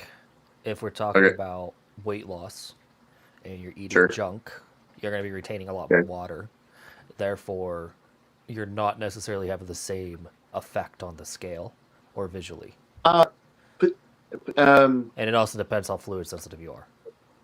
Potentially, because the thing is that okay, so yes, carbohydrates are more hydrophilic, but there's not a type of carbohydrate that is more hydrophilic than another once it's broken down. I'm specifically saying if you're eating a bag of chips every day and your sodium's Yeah. imbalanced, you're not Mhm. going to have the same appearance as someone that's eating potato with balanced salt. I don't necessarily agree with that. No, because aldosterone balances your water retention at about 12 to 14 days, your aldosterone level. Because the goal of aldosterone is to keep us, hemodynamically stable, Okay. right? And so, yeah, I'm not necessarily inclined to agree with the notion that you're going to hold more subcutaneous water after a given time if Okay. you're doing the same exact thing. Now, if you are like dieting and then you go and eat a bag of chips and you're not used to doing that, then yes, of course, you have no room for aldosterone to actually level out your fluid retention. But over time, our body has several mechanisms to make us hemodynamically stable. And Mm. so, no, I don't necessarily agree with that statement as like a Well, you know a lot more about sodium than me, so I will yeah, take your and word that's kind for of it. the other thing is that like that is that is a big thing that sodium is a performance enhancing drug. And I mean, you've heard me talk about the benefits of sodium. And I mean, just like sodium people sleep on sodium, and people honestly need to realize that the American Heart Association is the only public health organization in the world that actively advocates against sodium. Everybody else in the fucking world, I mean, there's a reason that salt is so valuable. There's a reason that we literally got paid in salt at one point in time. Like during the Roman Empire, there were literally periods of time where you didn't get a paycheck in gold or coins. You got paid in salt. That's where the phrase "worth your salt" actually comes from. That's how valuable this is. And so of course it's a commodity, so it's going to have some kind of intrinsic value to it. But again, yeah, the American Heart Association is the only organization that still advocates for that, and it just flies in the face of very, very clear, very, prominent research. If anybody's interested, you can look up the Pure study. The Pure study is the biggest and longest study that was ever done on sodium intake, and the Pure study concluded at the end that people who supplemented with salt actually had lower rates of hypertension than people who restricted it. Because their sodium channels are working properly, huh?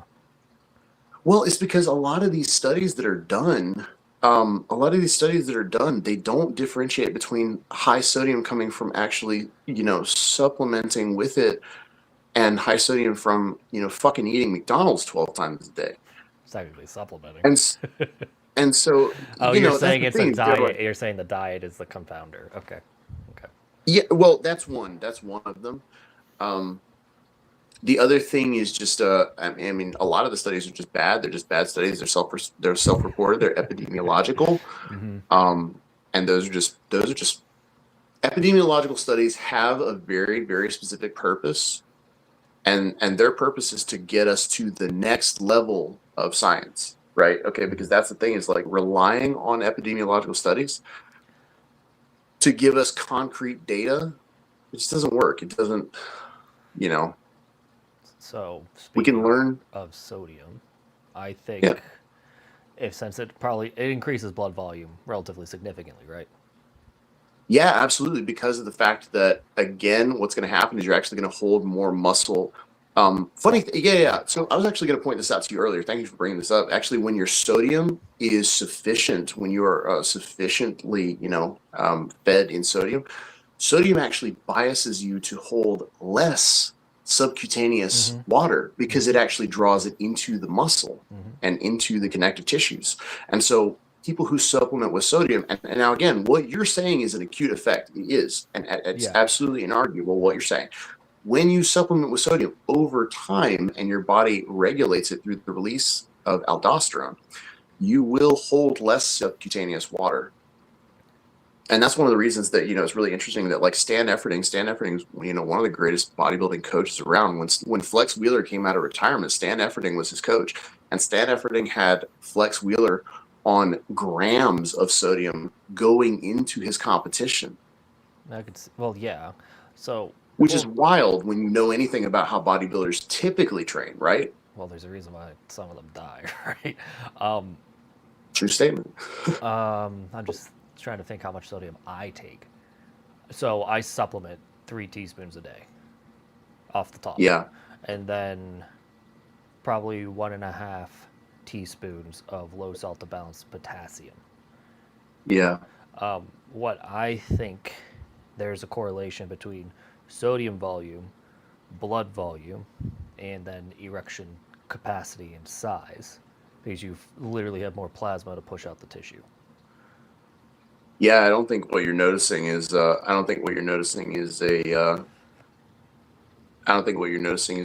fake. And here's why I don't think you're wrong. Have you ever noticed, like, look at the stats on, there's an inverse correlation to blood pressure and erection quality. So people with high blood pressure don't have good erections.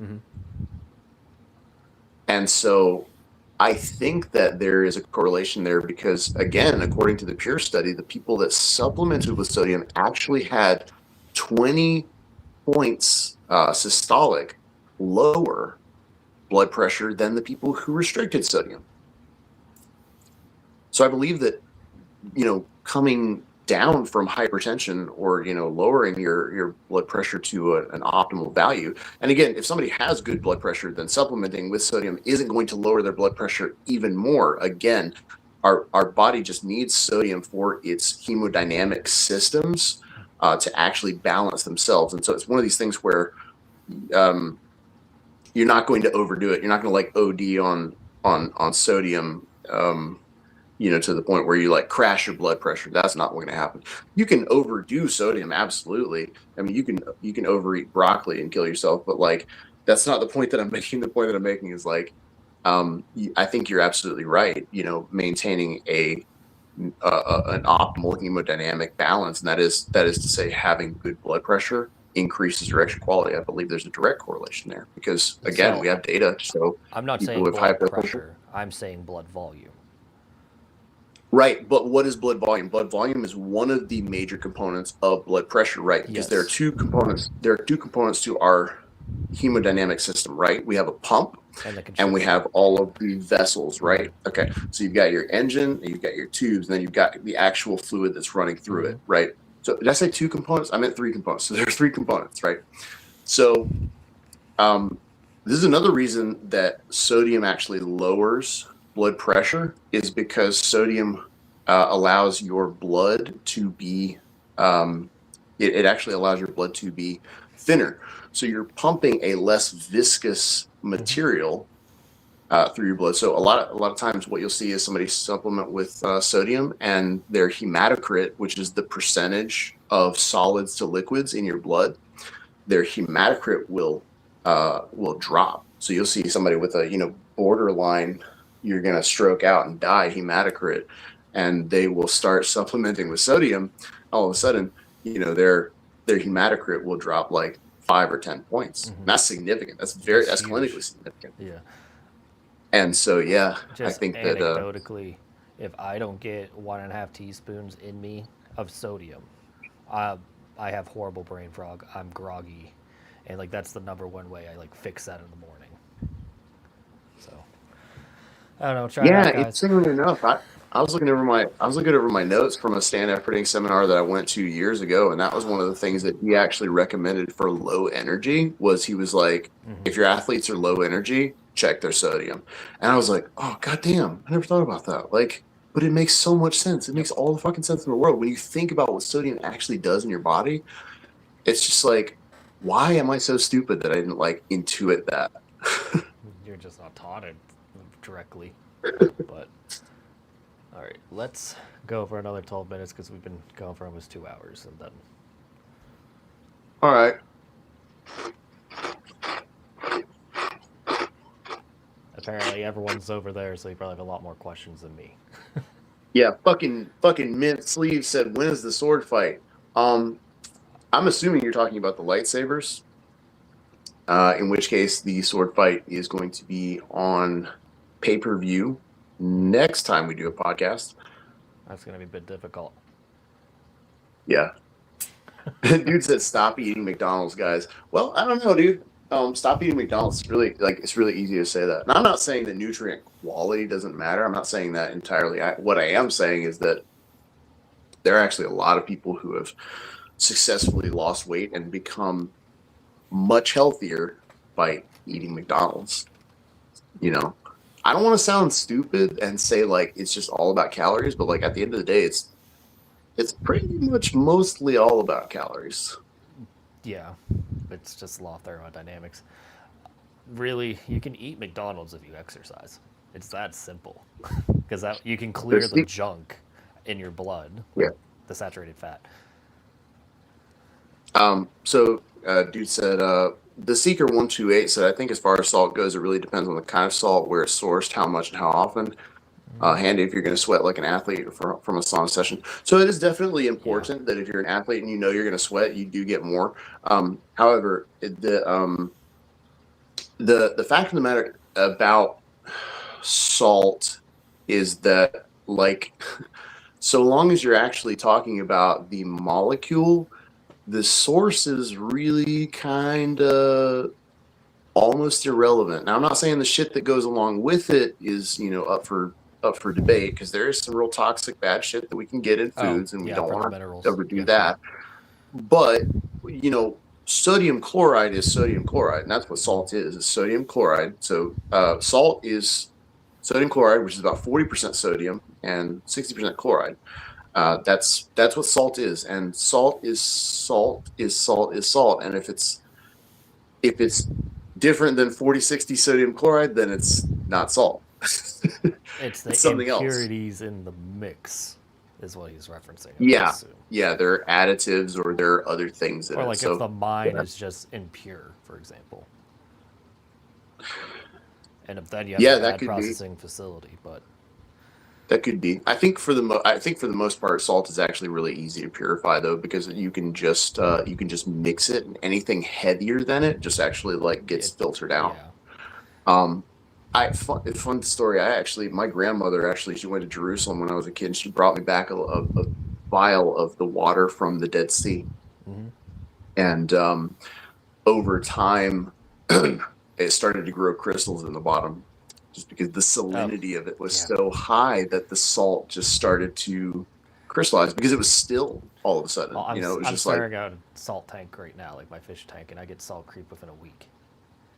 So, oh wow. Yeah. Well, it just bounces up out of the air, it evaporates the salt. That's it. Yeah, that's cool. No, it's annoying because it messes with your salinity of the tank, and then it fucks with your. No, corals. I'm saying it's a cool thing that happens. It's science happening in your freaking room. A fucking nuisance. What about Himalayan pink salt versus table salt? I would love to tell you that there's a big difference. But there, if you're talking about cooking, if you're talking about taste profile, yes, source of salt absolutely matters. So, but that comes back to the contaminants. Yes, I use iodized. I use iodized sea salt for all of my cooking, and that is because 9 out of 10 Americans are iodine deficient. Iodine is a necessary nutrient for your thyroid function. So if you or someone you love is iodine deficient, switching to iodized salt, and that's why we iodize salt to begin with, is because, as our government, it's the same reason we fortify milk, right? We put vitamin D in milk because at one point in time, vitamin D was, a really difficult thing to get through your normal diet. So iodine, a lot of the times, really, really hard to get in your standard American diet. So a really easy thing that they did to try and fix it, because it was becoming a public health crisis, was they put iodine in the salt. That's why we have iodized salt. So if you aren't getting iodine in your diet anywhere else, make sure you're using iodized salt. It's a really easy way to get it in your diet. The other way is to use a high quality organic cranberry juice. You will get so hundreds. It is so expensive, right? It's $16 for a quart. Bro, it is expensive, but you don't need that much. 4 ounces provides you with 300% of your recommended daily amount of iodine. I had some of my nutrition and training clients tell me they couldn't drink that stuff south of 5 p.m. because it just wires them, just stimulates their thyroid so much. So wild stuff. But yes, if again, he clarified. He said for sure he meant the microplastics, impurities, toxins, etc. I've heard table salt is meant to be bad for you. Something about cutting and tearing your arteries. Table salt's not supposed to be bad for you. It's the lack of protections in the manufacturing plant that are bad for you. Yeah, so it's not somebody out there who's maliciously making extra sharp salt. Just throwing Agent Orange in there, yeah. Yeah. So no. As far as diatomaceous earth. So no, as far as it being more healthy for you or something? Because I've heard certain people try to say that it's not. It's not more healthy for you. No. One way or the other. It's just science at that point. So, like, if you're genuinely concerned about microplastics, they're everywhere already. But you can probably find an ethically sourced salt producer and pay out the wazoo for it. But Yeah. So to that end, there's likely. Well, here's a factoid for you. Most of the Himalayan pink salt in the U.S. is just dyed. The FDA doesn't have parameters. The FDA doesn't actually have parameters on what you can call Himalayan pink salt.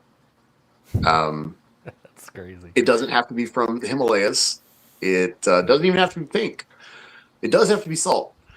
You can't say that. You can't say that. But that's only because we have. Wow. So my light just died in here. You're good. I guess I'm just gonna be like glowy. I know we're wrapping this up anyway, so I'll just be. But yeah, it's most of the Himalayan pink salt that you're buying, unless you're paying, pretty decent amount for it. It's not actually Himalayan pink salt, but there are differences in salt in terms of taste quality. But as far as health benefits, no, not necessarily, not really, not intrinsically. Like BD was saying, it's more about the things that come along with it. So, for anyone that's listening, tickle my fancy. Take a decent bit of salt, measure your dick afterwards. Tell me to see if you had a increase in erection size. You should see vascularity improvements. Is that an acute benefit or is that It really depends over how time? deficient it is. Like, you should see probably like 1/8 of an inch, right? No, I'm asking you. Like, okay, say I was the person you're recommending it to, and I'm deficient. Like, you just, I ate like a shit diet, and I'm deficient. So, like, you recommended it to me. When should I expect to see a better boner? Like, can I just take it like Viagra, or do I need to do it for like 2 weeks, like I was saying earlier, because it takes 2 weeks for aldosterone to like really, I think whenever. So, when does the plasma volume rise? Well, that's actually a matter of like how quickly you can keep up with your hydration, because if you can hydrate appropriately, then it's going to happen immediately.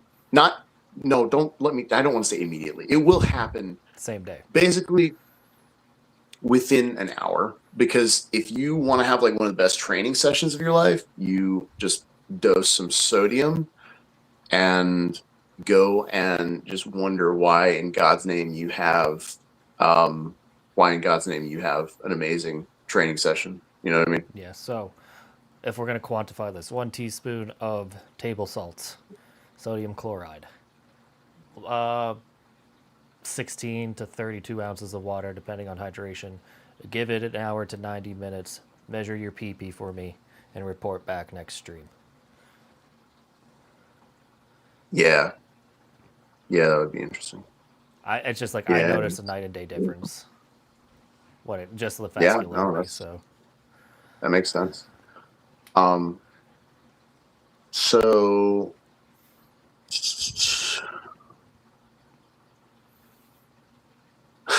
this is fun. We can. So I want to tackle one thing, because somebody said something. Somebody said, J Rod, what's up, dude? That's one of my clients. So J Rod said iodine isn't good for Hashimoto's. Yes. Okay. So iodine isn't good for Hashimoto's. Neither are Twinkies good for somebody who has diabetes. So what I'm saying is we can't compare disease and non-disease states. Okay. So we can't talk about things like Hashimoto's. Of course, if you have some disease state going on, then you need to take those considerations, for your specific condition. So yeah, don't do a bunch of iodine if you have Hashimoto's disease. My recommendation is for people who are in non-disease states. So the question, fucking mint sleeves. I've just always assumed that is what that is, right? It's fucking mint. Yeah. That I just FKN. yeah. Mint. I would assume. I just always said it that way in my head. You can correct me if it's not. It'd be weird But if it fucking wasn't. Sleeves, he said, question for both of you. BD, did you feel better leaned out or now that you're bulked up? Same with you, Perv. You're lean now.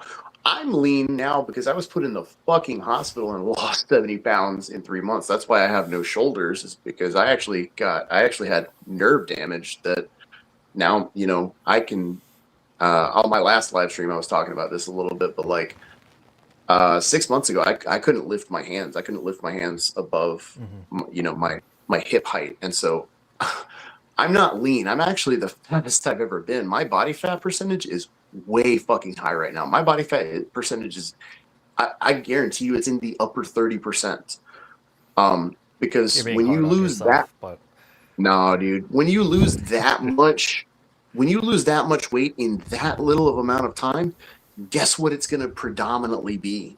It's going to be fucking muscle tissue, because muscle tissue is the most metabolically expensive tissue that your body has. So when you go into these extreme deficits, you're going to be burning the shit out of muscle. So I lost 70 pounds, and we can safely say that the overwhelming majority of it was muscle. So nah, dude, actually I am actually not lean. I am actually very fat, in terms of body fat percentage. But thank you, I appreciate it.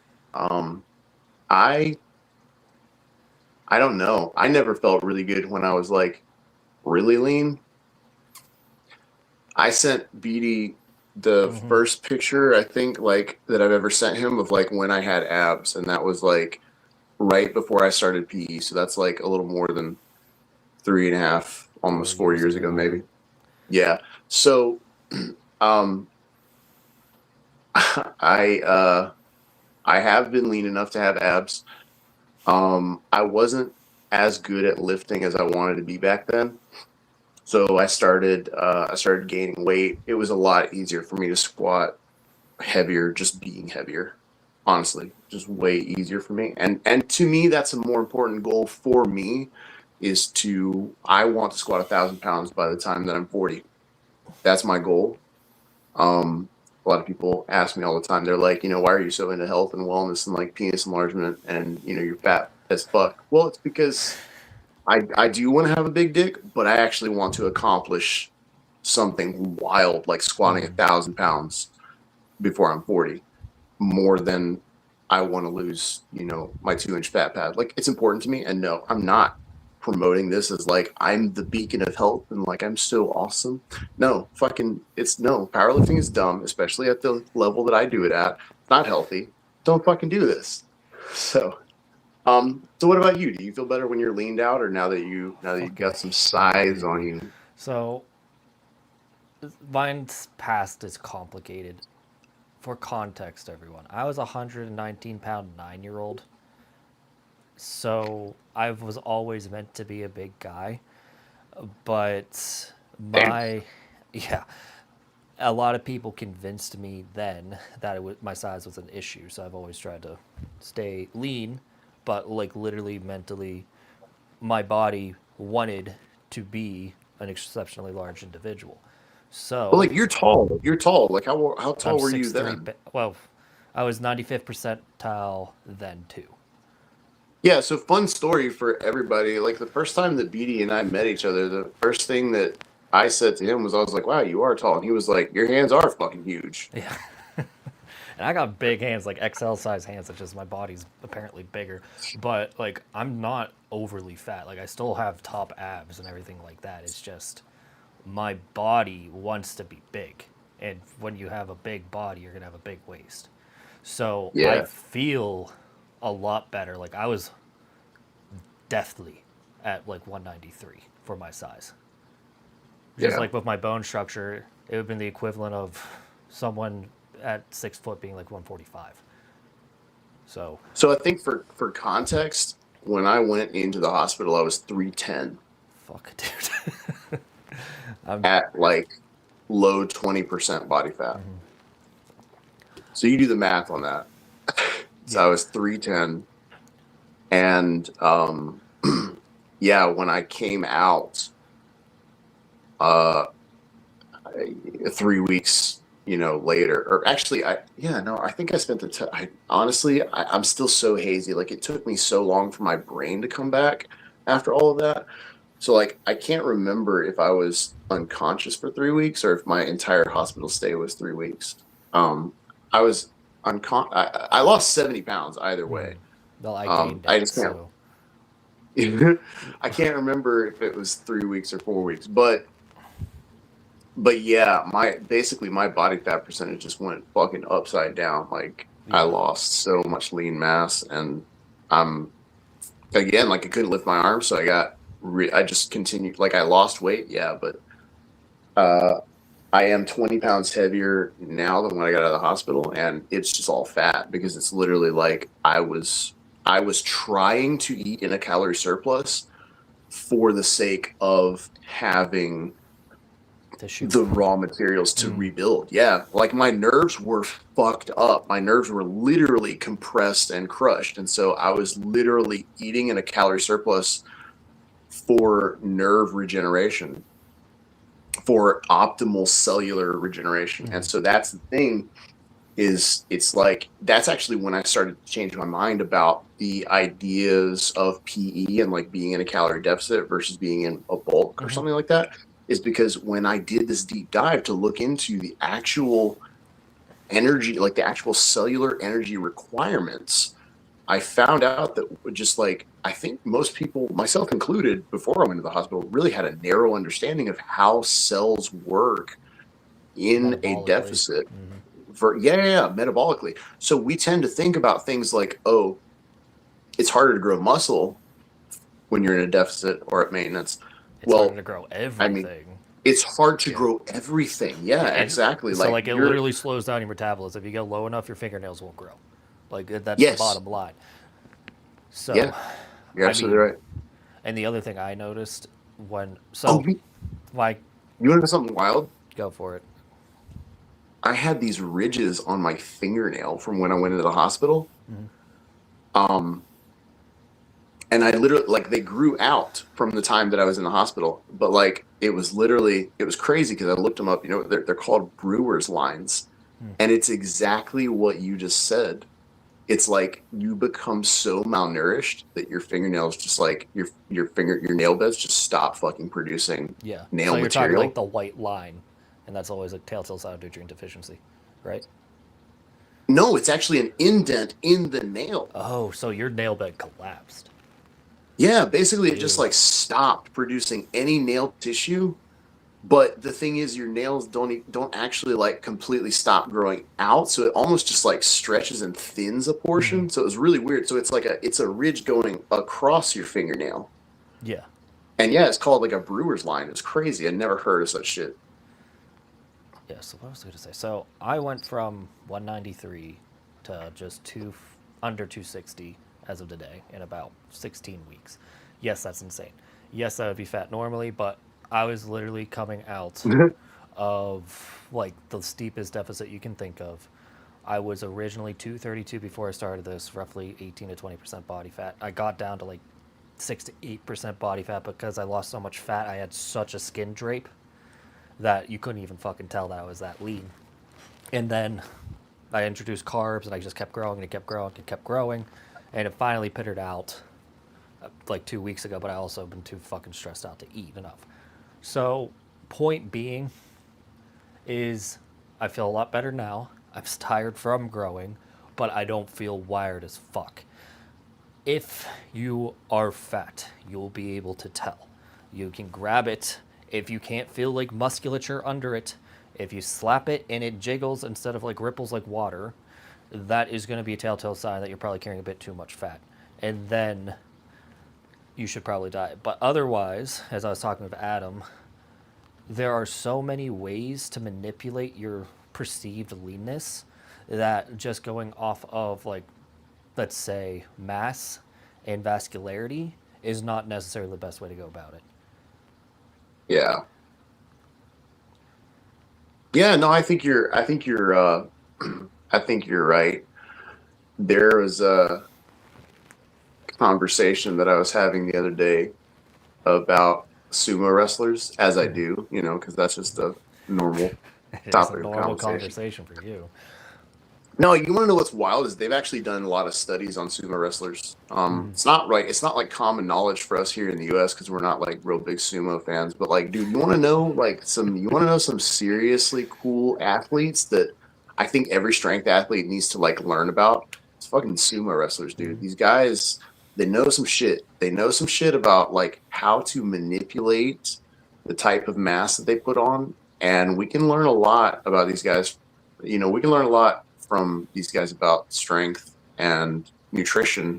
And it's really interesting because one of the things that they've actually shown about sumo wrestlers is the density of their fat cells is different than a normal person's. Like it's actually, I'm not going to say it's an entirely different fat cell, but you know, for everybody who's listening, like you don't. So muscle cells just get bigger and smaller indefinitely. Like they just get bigger and smaller. And fat cells are not like that, though. Fat cells will get bigger to a point, and then when they get too big, they will cause new fat cells to grow. And so there is an upper limit on how big a certain fat cell can get. And so, like, they basically have found that these sumo guys, like, there is an upper limit. They're like their average fat cell is a different size than the average person who would be of a similar body fat. Additionally, it's So really they're more interesting metabolically because active then. yeah, yeah. So additionally, they are able to, well, basically, despite them being big and looking soft, they're actually at a much lower body fat percentage than they look. They are at a body fat percentage that other people, you know, like we would say average or slightly heavy people would like probably love to be at, just because of the amount of lean mass that they carry around is fucking overwhelming. It's absolutely insane. And where they carry it too, it's in the trunk and quads and glutes. So that's just gonna Those make motherfuckers have huge legs. Those motherfuckers have gigundous legs. If they ever leaned down, like their calves would be the size of most people's hamstrings. You know, I don't disagree. because like Just no, because dude, nobody has better calves than fat people. Nobody has better calves than fat people. It's like that. Your calves are absolutely 100% biased to be endurance muscles, and so you just have to train the shit out of them. And nothing puts a bigger training stimuli on calves than just being fucking heavy. and walking on your toes. Yep. Yeah, just you want big calves, obesity. There you go. Yeah. I think that's probably a good time to end everything. You know, I think it's a good place to wrap it up because I have to end on bed obesity. in Yeah. 17 minutes. So, Cool. I am actively trying to rework my schedule, guys, to be live more often. Apparently, Perv is killing it, and that's why he has so many more concurrents. So, Yeah. I don't want to. Subscribe to my channel, guys. I don't give a shit if you subscribe to mine, but go for it if you want to. I don't want to say next Thursday we'll try again, but saying it out loud will give me pressure. So, hopefully, I'll see you then. All right, guys. Thanks for watching. We really appreciate you being here, and